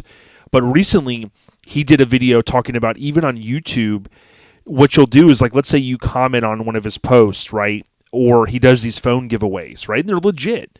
But then you have somebody comes in there with like a name that looks just like his, but you can tell, right? I mean, you look at it and you go, okay, that's not him. He's not going, hey, you won a phone, John. You have to pay shipping. Well, how much is it? $100. Send now. And the guy that he ends up doing a chat with on there, basically, he's in some weird third world country, and he confides, he goes, we're poor. And he claimed to Jerry Rig Everything that he makes $1,000 a day. Now, granted, is that American? Is that local? I don't know. But he claimed that he makes $1,000 a day, and he only works that one YouTube channel. Wow. And people wonder, right? And what Jerry Rig Everything did when he talked to this guy through a chat is he said, look, he goes, I don't want anybody to get scammed. That's why I'm doing this video. But he said, if you really break it down, scamming, which we all know, like, I mean, if you've got any kind of morals, you don't scam people, right? But scamming at the bottom line of it is it's a business for people. I mean, they get up, they go clock in, they work an 8-hour shift, however much they scam. I mean, it's just, if you think about it like that, like I tell people, I'm the worst if someone knocks on my door and they say, hey, even if it's a kid going, hey, I'm selling candy bars. I've had people come up with kids and I can tell something's not right. I'm like, there's some weird scam going on. And what I've seen is, I tell myself this: if somebody knocked on my door and said, hey, I'll give you something. Will you give me $100? I'm not just giving a stranger $100, you know? So I would caution people, don't do it on social media either, or any amount. Well, I mean, it's just insane what's out there and why people do it. I mean, it's just like robocalls. You get those scam phone calls all the time too. I'll answer some of them and I'll just get on them just like, how you live with yourself, you piece of crap, dirtbag. And then they go sit there and say all kinds of like really rude, like lewd stuff to me, like, your mom, blah, blah, blah. I'm like, I said, man, you guys are a big loser. And then, I'm just wasting their time. So it's one less person they can call and haggle. I'll just leave the phone on the fender while I'm working and just let it ring and waste their time. Sometimes I'll put the phone on the hood and I'll blow the horn real loud. And one guy thought, he's like, oh, that hurts. I said, good. I must have had a headset in or something. Oh man, I had the air horn on the Cadillac. I blew it. It was loud. Everyone came running out of the building. Are you okay? I'm like, oh yeah. I said, but the guy on the phone's not. His ears are bleeding. That's funny. Yeah, I just hate that shit. But yeah, I mean, I don't know how they live with themselves doing that. But that's I don't know. I can't imagine. Well, here's something else I would tell people. Something else I would tell people is I follow this one, and I forget his Instagram name, but he's an Impala guy, right? Dare we talk about Impalas?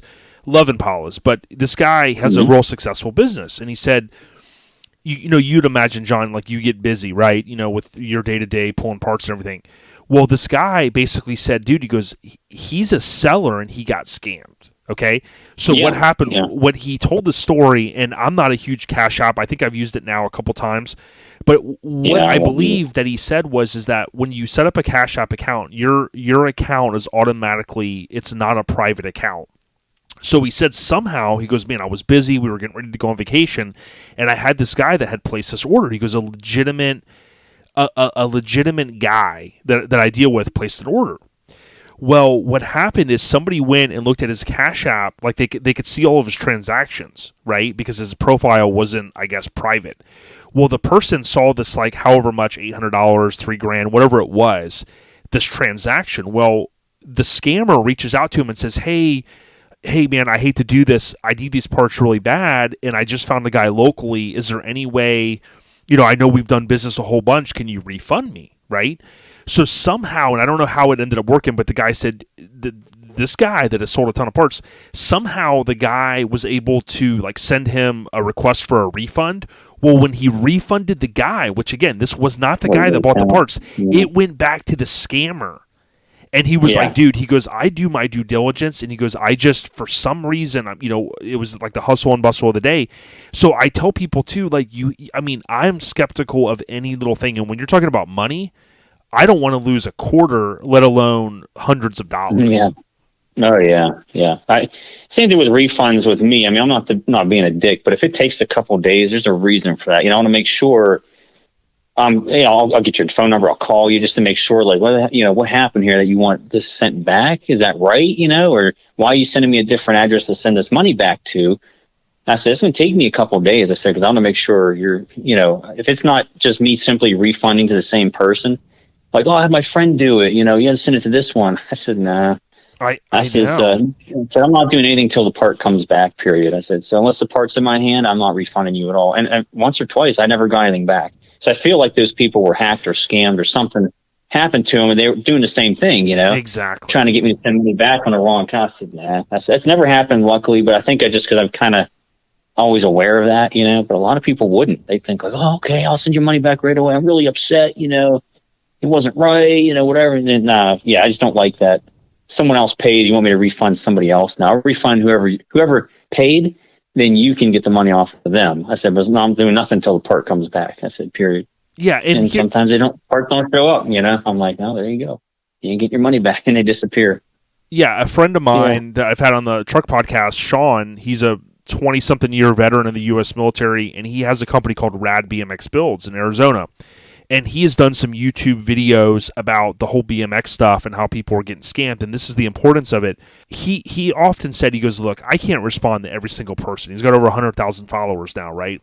But he has told people, if you legitimately think like you've got a good guy and you're going to buy a part, and for whatever reason, let's say it's a super rare part, right? What's the likelihood of that? But reach out to some people in the Lincoln community. And that's what Sean has said. He said, look, we would rather you, some of the people in the BMX community, reach out to us and send us a screenshot, and we'll tell you right away.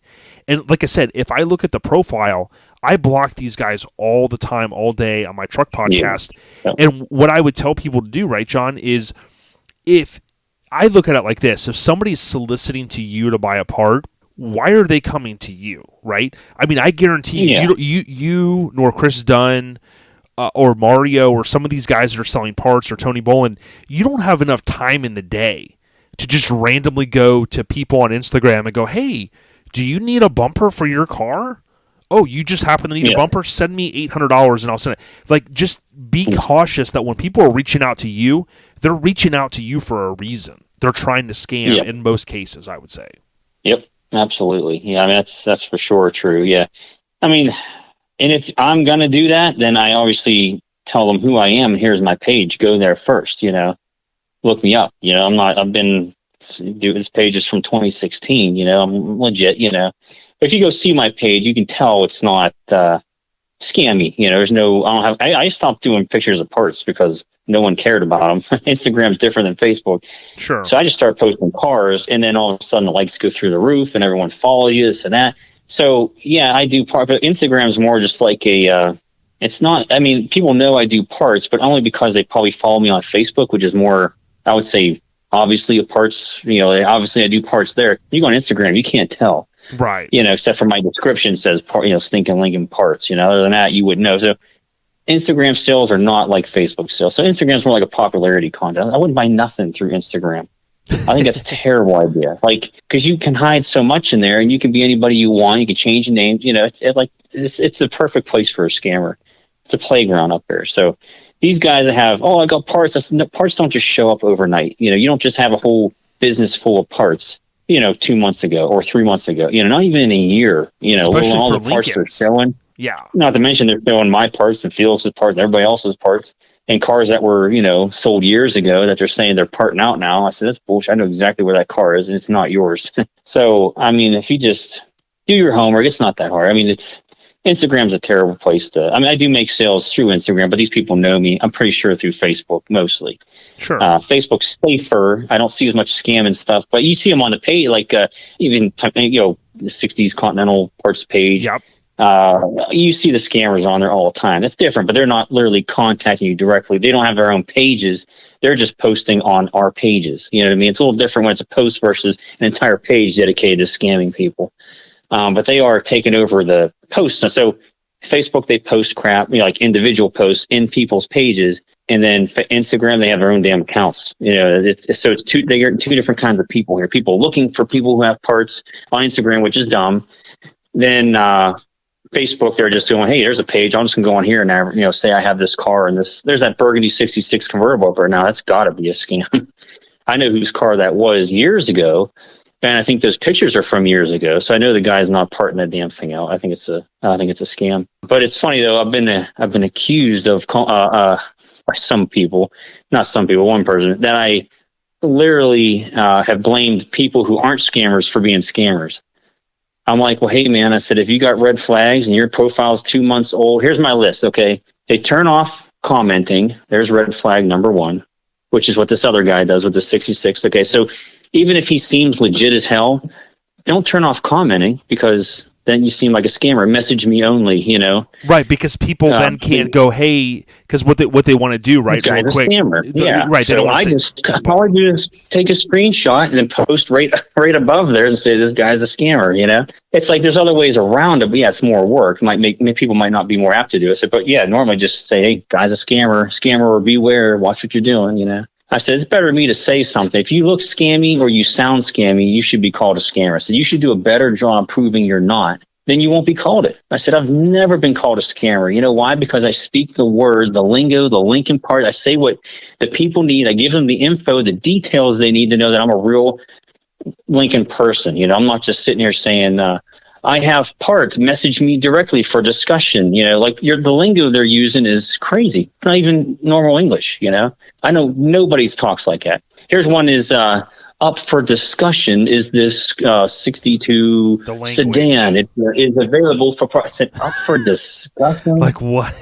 I'm like, that's not even anything anyone in the best regards, have a favorite flavorful day. And like you said, stupid emojis, clown face, bananas. I'm like, no, we don't do that. And no one I know would do that. I would buy parts off a guy throwing up clown face emojis and bananas and eggplants and stuff. No way. Pass. Red flag. Right. But yeah, the goofy names, they spell them weird. They're saying like I said, Jeff might be like Jeorffreiah. I'm like, that's not how you spell it here. That's how you spell it in France, not here, So, and ironically, French is how I kind of think, and there's a lot of scams now come out of Cambodia Cameroon. No, is it Cambodia? Cambodia. I can't remember. Cameroon's Australian. Right. Cameroon. I can't. So I think, you go on, the guy's name Douglas Bill or Douglas Bill Williams. I'm like, okay, that's whatever. So let's click. It's an old guy, with his grandkids, like something taken from the Cracker Jack box. And you start scrolling through check-ins, dude, check-ins somewhere in Cameroon. Okay, or no, Cambodia. Sorry, I keep saying Cameroon. Somewhere in Cambodia. Not one of his friends is American, okay? They're Cambodian friends. They are not from here. It takes 2 seconds to look at these profiles and realize that's not Douglas Bill, okay, or Douglas William. Clearly, that's not him. Then you go check their Facebook page, you scramble, then you start seeing their real picture from years ago. Why they're reusing their old profile? They must be really stupid. But that's, these are the guys that are parting out cars. I said, okay, a car you don't even exist. I said, you're fake. I said, so they stole pictures from people. They'll just post, or new profiles, 2 months old. Okay, well, Jeffrey with a J and a G and all that crap sounds like a weird French twist to it, which I think there's a lot of French speaking territories, I think, out in, maybe I'm wrong, Africa and where these places are at, because that's how they learn to speak French and English, so it's not the same as our English. They speak very different, and we're not making fun of the people there. We're just saying, like real bad at it. I'm like, that's like up for discussion. No one says that. They're getting this from like they might say that over there because they're a lot more proper than we are. Honestly, they probably speak nicer, fluently, better grammar than we do. Right. And we're not making fun of the people. Americans, we don't talk like that. We don't talk like the British people. We don't talk like English people. Right, and we're just saying these could be red flags, And like, so John, are you telling me all these women that send me friend requests and I don't have any friends in common, and they go, I want to be your friend? Like, are you saying they don't want to be my your friends? Your profile seems so interesting to me. I feel as if I already know you. Get out of here. I show my wife, I go, look, I have all these women that want to be friend. They send, I send $1. They do a nice thing. Yeah. Happy endings. Oh my God. It's crazy. So what other red flags do you have? The odd lingo, like up for discussion. I was saying profile check. I wrote this stuff down while I was thinking of it. It takes like a 2-month-old profile is not and not anyone's selling parts. Okay. I'm like, you don't just make up a profile and it goes back to November of 22. That's a scam. You know what I mean? That's clearly a scam. What's sad is if they're smart enough, which they're not, to make a commerce profile, maybe it's only a US thing, maybe they can't. If you make a commerce profile in the US, it's really hard to track a person because it's not a normal profile. So if someone in the US wanted to scam you, you make a commerce profile and it's really hard to tell if they're legit or not, unless they've had it for a while. So I don't know if I haven't figured out if commerce profiles are available for people overseas or not. Of course, they're just saying they're in the U.S. anyway. I don't know how Facebook's, logistics and all that stuff works. I don't know if they can actually get one or not. If they did, it'd be really, really, it'd be even harder, unfortunately, to track who they are. But yeah, these guys, most of them have regular profiles, but they're only 2 months old, and they're getting new profile pictures like someone else, and they change it. No, this guy looks more legit. Let's do this guy. They don't have to bother deleting the old photo. That's just BS. And yeah, and what you can do, they're using. Yeah, reverse the heat on them sometimes. Like I've even said this to like I messed with the guys and said, okay, listen. In the old, I'm going back 20 years, and they still do this on eBay, right? In the sneaker community, the sneaker world.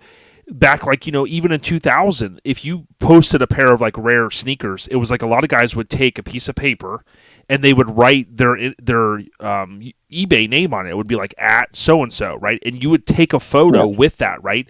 So I've baited these guys along. I said, okay, that's a very nice part. Take a photo doing 2 thumbs up in front of the part. Yeah. Can't do it. Like to your point earlier, you kind of call their bluff. Or what you do is really reverse it on them and say, well, listen, I want to buy this part for $50. That's great. Do me a favor, put it on eBay. Think about it. It's like, okay, eBay, $50. I mean, he's going to lose a little bit of money. So, hey, put it on eBay for $55. I'll buy it right now. Yeah. Won't do worth it. the peace of mind. Yeah. Exactly. They won't do it. Yeah, they won't do it. Yeah, I know some people, that's all they'll do. Oh, you want that? I could put it on eBay for you. I'm like, I know who you are. You know me. Like I call him out and I know who you are. You need to put it on friggin' eBay, dude. But he don't want to get scammed, So he's, I'll put it on eBay. I'm like, I understand. He's an older guy. He don't get it, I said, no, all right, whatever. I bought stuff off him in person, but whatever. So it was funny. But yeah, I mean, they're just trying to, that's good. They're trying to prick their ass. Yeah, you're right. That's a good way to, for sure. Throw it on eBay, bud, if you're legit. See, I hate eBay, so I won't put anything. I don't have nothing on eBay. But you're well established, too. You've been doing this stuff for 15, 20. Yeah, I said, man, I'm lucky I started when I did, because I tried to do it today. I would never get off the ground. I said, it would be so hard to prove that I have this collection of parts like I did when I started, 6.5 years ago, full time. I said, there's no way I could have, everyone, because there was no scamming in the Lincoln industry at that time, But, since then, and these cars, basically what it is these cars have become so lucrative. Anything lucrative, people are going to, all impulse buy you on, oh my God, shoes. Yep. These cars weren't lucrative 6 years. I mean, they were to us, Lincoln guys, but people weren't hunting these cars down. Now everyone's going to have one, So it's like muscle cars were 10, 15, 20 years ago. Everyone had to have a muscle car. Come here. These are like that. It's crazy. And so now that's the case, and even I have a Buick. The Buicks are the same way. Those guys are on there scamming. These are pictures I've seen from years ago. Same thing with the Lincolns, but I'm not on the Buick stuff like I am Lincoln, because that's obviously my business. So just a little bit I'm on the Buick stuff, I see it, and I'm just like, man, I said, the Lincoln's so bad. I said, it must be really bad for Buick too. And you just start looking, you're like, yeah, these are all scams. And all the people, I need this, I need that. I'm like, I can't sit here all day and say scam. You guys are going to have to get burned and realize it and spread the knowledge of what happened to you. We need like a how to not get scammed for dummies book, or like an online class, like for what to look out for. Or this podcast. It's not that hard, Right. Yeah. God, I'm like, I could just start an online class, charge people $20 to learn all the tips of the trade and not to get scammed. Yeah. I'm like, then I'd feel like a scam artist, because all you do is just be smart and go online. Look, it's all free and free. It's not like I pay to find out these people are scammers.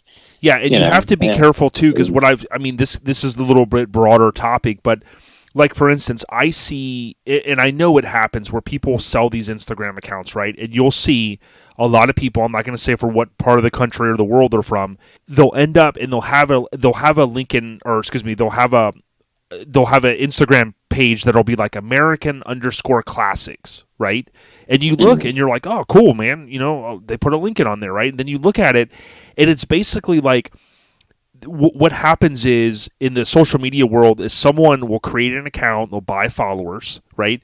Next thing you know, they got 100,000, 200,000, 500,000. They move up quick.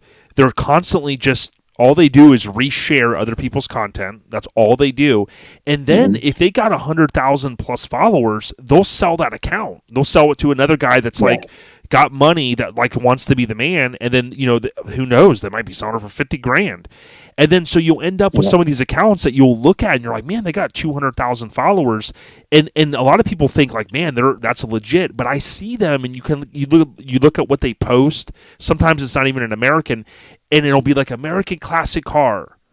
And it's like, it's just all like, it's like a front, basically. You know what I mean? Yeah. So you have to be careful even with some of those accounts that look legit. So going back to what John said, is in the old days, and where probably John and I first met, was the LincolnForum.net, which when you go there, they have a new landing page. It's kind of been upgraded to a newer forum software. So Dan and team, shout out to them for, basically Dan doing all that. But like, you remember the term that we still use, the usual suspects. How important is that? Yep. Yeah, tried and true. I mean, that's and unfortunately, these cars are going up in value. It's getting expensive for even the parts guys to find and buy parts cars to keep everyone else's cars on the road. So prices are going up. Not just because it's not like we have materials costs, like, oh, the wood's up, prices of cars go up. And it's not that. It's that at the same time, these cars have gotten so, popular and lucrative that it's harder to find a cheap parts car to be able to pull the parts off and sell them at a reasonable price anymore, So, it's just same way everywhere. I forget where I was going with this. But. Yeah, no. And what I would tell people to do, though, too, is to your point earlier, is like in the old Lincoln forum. Obviously, I know not everybody's going to go to the forums, but you can go in there and any one of the folders, there's the AKA Lincoln Parts Suppliers, AKA Usual Suspects. And that list, to Dan's point, with Facebook and stuff the way it is now, a lot of people don't want to go to a forum, right? And he says, this stuff isn't always on Facebook, which I agree. But here's the thing I would tell people to do. Before you send money to someone, look them up. Go in a group. Like, for instance, if, my friend Tony Bolin, if somebody was, like, suspect of him, you could go to any one of these 5 or 10-ish Facebook groups and post, hey, John Lyman, he's trying to sell me some parts. Is this guy legit? You're going to have people chime in and go, yeah, like me. I'm going to go, yeah, I've been to John's place. John's legit. And if they posted some weird phone number, I would say, well, no, that's not John Lyman. This is his number, So there's ways, like we've said, to vet out. But what I don't want ever to happen is for someone to take their hard-earned money and dump it into a scammer's account.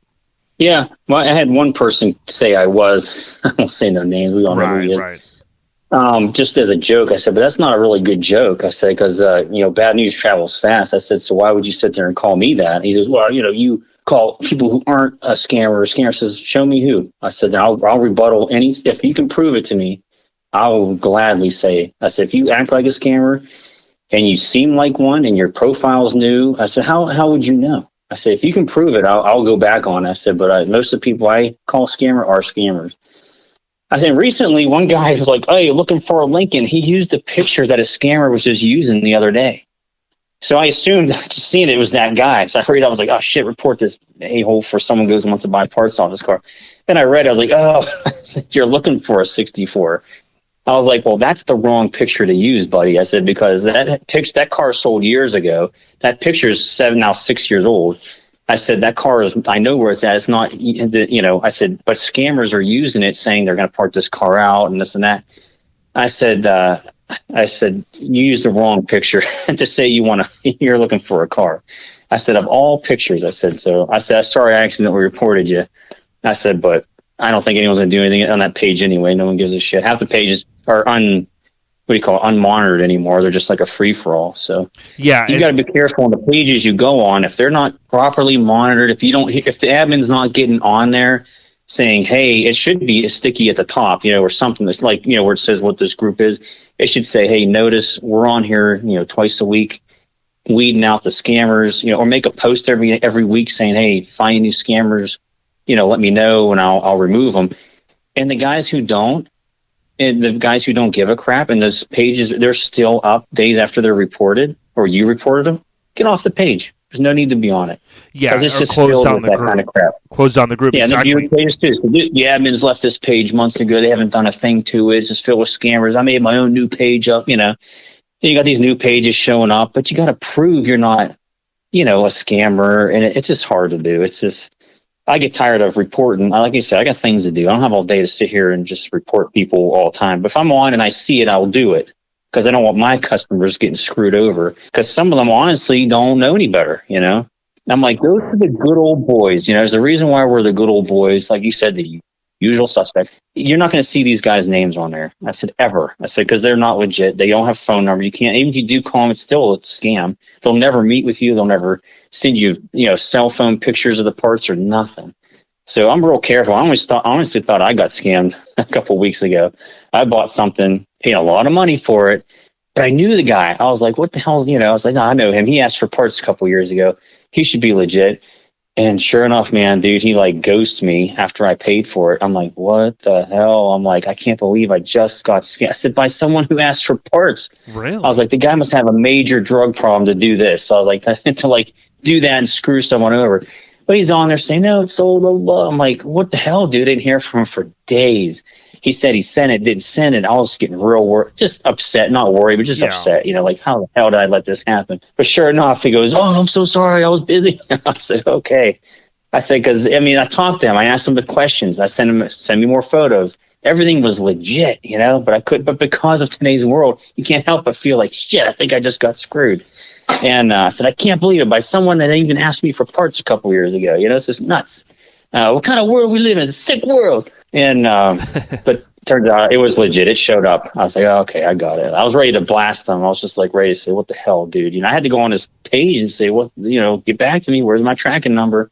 He said you shipped it 5 days ago. I said it should be here by now. Yeah. Well, here's something he had bad communication, but it's enough to make you nervous. Well, something I've seen is what these scammers are doing too is they'll take my friend Tony at Asphalt Army. He did my Lincoln Addict logo, which I mentioned to everyone earlier. Well, what they'll do is they'll go in there and they take your image and they put it on a mock-up of a shirt. And then they go in the group, and what happens is what we've done in the Lincoln Addict Facebook group is we have it turned off where you have to. I don't think you could. There was something we did. We pulled some levers where like there's certain things you have to do. Like you can't post something for sale. I don't think unless you post it a couple times. So what they'll do is they'll go in there and they'll turn the comments off, and they'll say Lincoln Addict shirt. And you look at the link, and I'm always skeptical of the link, and you look at it and it's like some weird website, and of course it's like a Chinese knockoff. They want you to buy the shirt, whatever, stealing your information or whatever, and I delete those right away.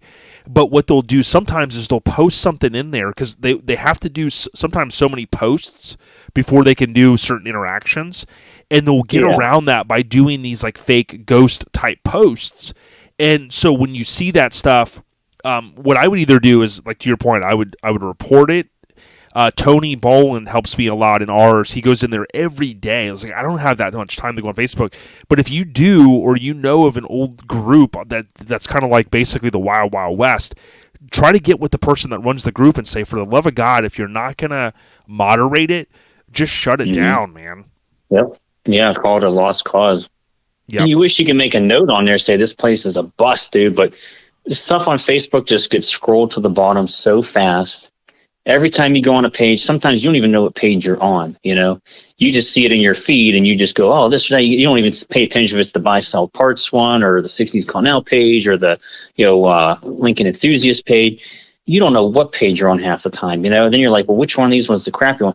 If you find one that it's just filled with scammers and everyone's getting blamed being a scammer, honestly, just get off the damn page, or block it. Block it so you don't have to see it anymore. Stick to the pages that actually take care of the scammers, and it's hard to get like Suicide Slabs.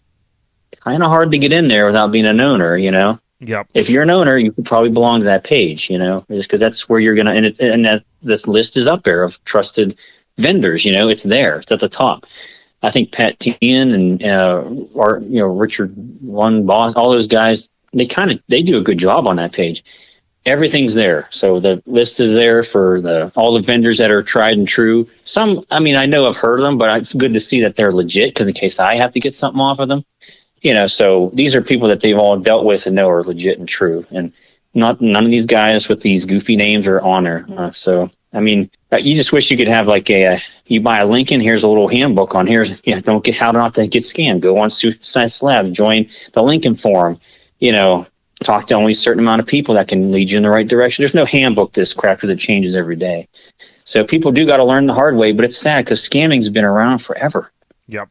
Since the internet was basically around. I had a friend 15 years ago. He sold parts. He shipped them without getting paid. Fenders, NOS fenders for Mark III or something to Texas. Shipped them, never got paid. Or something happened where he got the charge back or something. The money was taken back from him. They got the product. He got nothing. This is the U.S. people scamming within the U.S. And when they're actually taking your parts and your money. So, yeah, crazy. It's just completely different. It's sad that, overseas they can figure this stuff out and do it and rip you off on a daily basis. You know what psychology is and these people, why they do it or how they think they can do it and get away with it. Yeah, and just know, I think we've got to be aware. Yeah, my closing comments would just be, listen, do your due diligence, like John said earlier, and don't just trust, maybe you want bucket seats for your car. We've all told you how rare they are.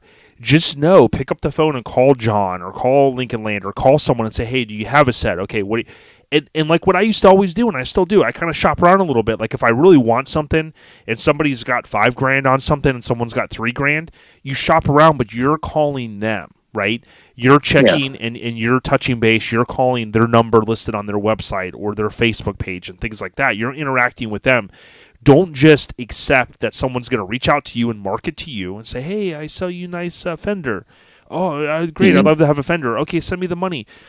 Just the transaction itself just doesn't seem legit, right? I mean, you're sending money to someone you don't even know. So, again, try to do a little due diligence. Reach out to the people like John at Stinkin Lincoln that you know. And then if worst comes to worst, there's 10 or 15 Facebook groups. Go in there and say, hey, if you're really skeptical, this guy so-and-so is trying to sell me some parts. Do you guys know if he's legit? And you'll have people that'll chime in that go, hey, yeah, he's really good. He takes a little bit of time maybe to ship it, but, he always comes through. I've known him for 20 years. All of that stuff, you have to kind of do that because, like to John's point, you just can't trust these mother effers. Yeah, no, not at all. Yep. Someone says, that's Stinkin Lincoln legit. I'll be the first one to say, hell no, he's not, man. Don't buy from that motherfucker. I know. That's crazy. Yeah, it's sad. Yeah, I have no question. Someone's asking even for another vendor. I haven't come across that, though. People aren't asking. You're right. People aren't asking the questions. They're not saying, like, hey, is this guy legit or not? They're messaging me directly, asking me. And I'm saying, if you have to ask me, then the answer is no. I said, you should know who the legit guys are. Some guys have gotten off of Facebook completely, it seems, from what I hear. I'm like, I don't even know where some of these guys even went, that were normally on there. So they're doing something else, a different way, But there's nothing wrong with asking for a phone number and literally calling the person. I got a voicemail. It says, John Lyman, Stinkin Lincoln, leave a message. You know what I mean?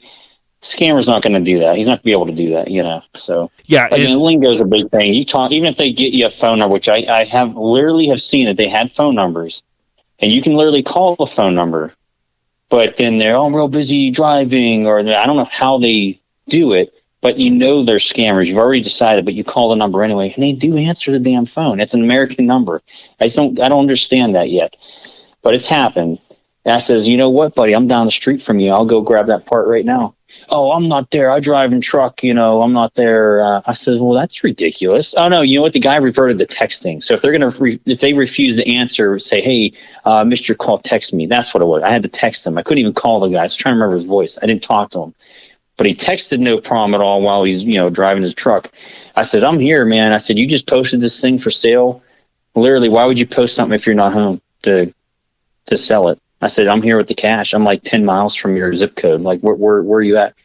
I said, I'll be here for 3 days. Oh, I'm not there. But I send you a picture when I get home, and I just send me the $800 and I'll get you the bumper. Sure. Yeah, okay. Yeah.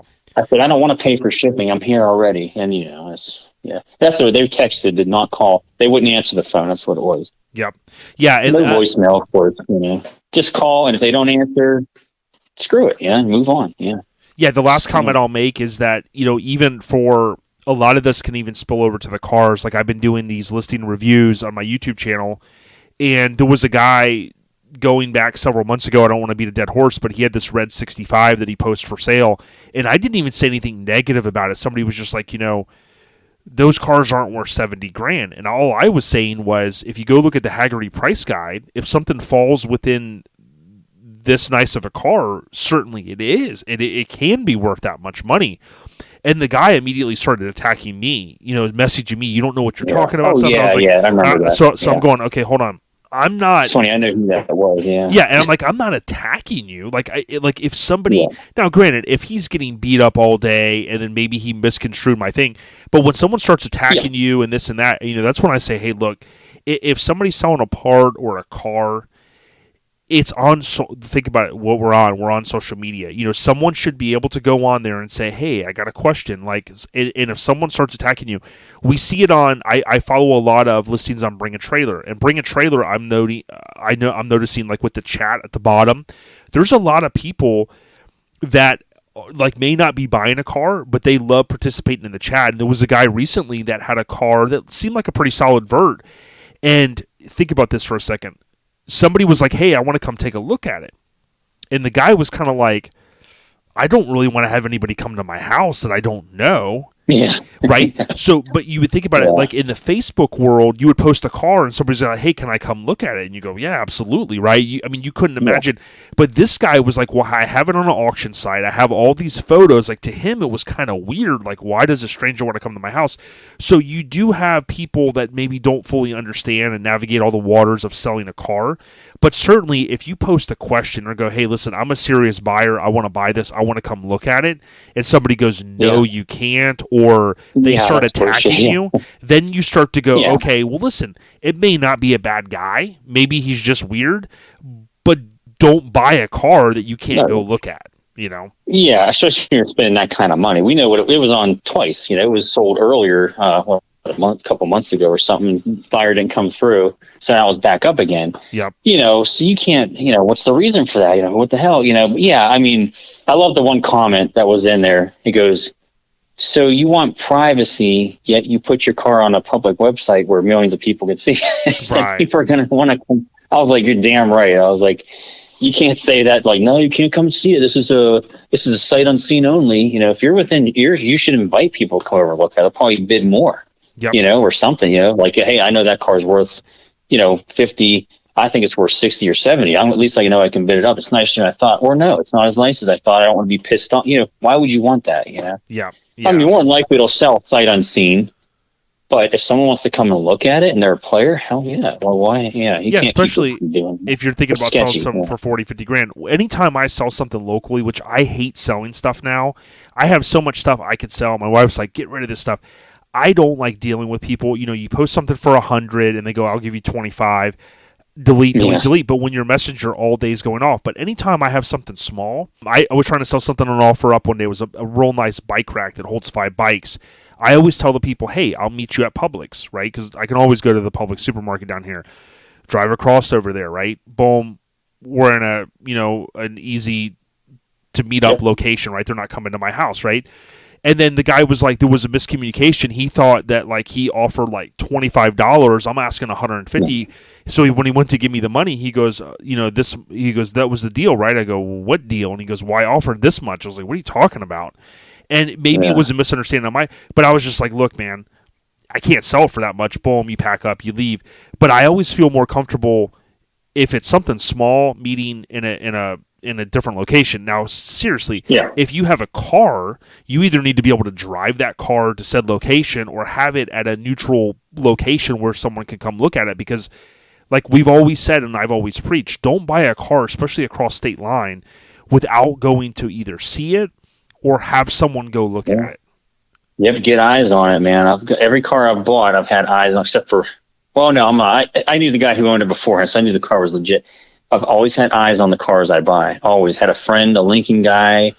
You know, I got customers everywhere. That's how we found that one stolen car. I just put the APB out there, and a customer's like, I live there. I found it. I said, oh, shit. But there's no reason. I mean, unless these people live in a remote and nowhere, you can get eyes on a Lincoln or, you know, something you're looking at for sure. You know, if you're going to spend that much money, you got to get eyes on it. I don't advise anybody to buy something sight unseen without undeniable, you know, proof that that car is real and it's there. You know, the Black 62 I got, a friend knew about it. He told me about it, so he had already seen it. And then he passed on it. Then a year went by. I said, I wonder if that's still for sale. And he did. So I knew this car was already real. Then I had a friend up in Wisconsin, Matt Sal Hathaway. I had him go look at it. He looked at it. You know, he literally, it came to a point where he actually had to go load it up because the lady lived north, 5 hours away. She had moved away years ago, but left the car there at her brother's. He had to load it up because there was going to be no one there to pick the car up when, you know, we don't know when the shipper was coming. So he literally took the car to his house and let ship it from there. But there's no reason not to get eyes on these cars, you know, to know that they're legit. You know, and the other car in California, I knew all the link. I called up the Raddies. I called them up. They knew exactly whose car it was and everything. So it worked out really well. Yeah. But yeah, you gotta get eyes on this stuff. You know, people you can only trust people as far as you can throw them. You know, when you're 3,000 miles away, it's not very far. Yeah. Can't throw them too far from there. So yeah, get eyes on it. So what if it ain't meant to be? At least imagine wiring that money over and realize you just got majorly scammed.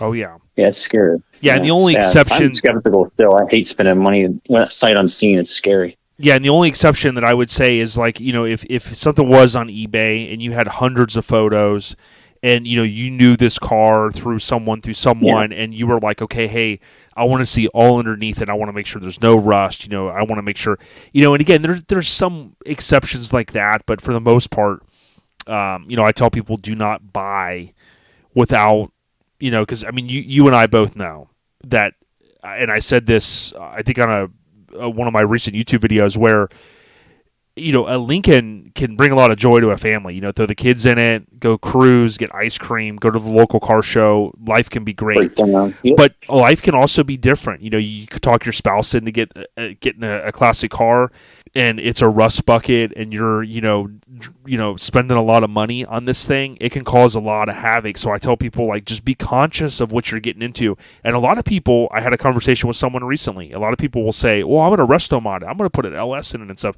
Listen, you can make it where your car doesn't break down. I get it. But trust me, putting in a new modern engine, that doesn't solve all your problems. If you've got a convertible top that is going to be haywire here and there, that could drive you crazy, right? Your windows, electronics. There's a lot of other things. So don't just think that you're going to resto mod something and all your problems are gone. So yeah, not only that, but leaky. My God, all I want to do is drive my car in the rain, and there's just no way. A convertible and rain don't mix. So yeah, I mean, you can make it drive across the U.S., but you hit rain, dude, in a convertible, you're taking in water somewhere. So they're still they're reliable now, but they're not watertight. They're not as trip friendly, as you'd want them to be. Even if it runs great and can get across the United States on pump gas or 87 or whatever. But yeah, I scary. Yeah, it sucks because you want to be able to all around. It would cost a fortune to make a car like that super extremely reliable. Yeah, resto mod's a fine line of what are you looking for out of it? It's for certain people for sure, but exactly. Well, John, dude, we've spent a good amount of time. I certainly appreciate you taking the time. You guys can look up John, like I said earlier, John Lyman. Just Google him. He's on Facebook. He's on Instagram. But if you look up John Lyman Stink, right, Stinkin Lincoln. That'll bring you to even over to his LinkedIn profile. Imagine that, a business owner that's got a LinkedIn profile. Pretty cool. But look him up. I don't know on the news. Yeah, check out. Does it say I own the business? I don't even know when I start. I might have. Yeah. I might say I own Stinkin Lincoln there. It must have been like when I first started. I put it in there when I quit my old job. Yeah. And I haven't been on it since. Yeah, but still, at least you got it. You got the flag in the sand. Oh, yeah, I was proud. Yeah, I was happy to be on my own. Yeah, it was nice. I did everything I could when I started this business. The Facebook page, the Instagram page, get on the Lincoln forum, let everyone know. I did the LinkedIn just in case. Seems LinkedIn's faded off. I don't know if anyone says anything about LinkedIn anymore. Yeah, but for it's sure. There, it's there. But it was a cool stalker net for, you can check on people and see. Yeah, it's pretty cool. Yeah, the weird part is it tells you who's looking. That's why I don't like. I was like, well, I'm not going on there looking at people in case they're like, who the hell is this guy? Who's this crazy man? Looking up for like frenemies and stuff. You're like, yeah, it says this guy looked. He said, why the hell is he looking me up? I'm like, who the hell is that? So it tells you who's looking at you. I'm like, no, that's stupid. So I stopped going on there before I got myself in trouble. Well, next time I'm up there, I'll look you up. We'll link up. I want to see the new facility, and again, look out for John. And then later this year, let's link up and see how we're doing with everything in the Lincoln world. John, appreciate your time. Sounds good, man. Yeah, appreciate it. Yeah, anytime. Stay on the rise, my friend. You too, buddy. Thank you.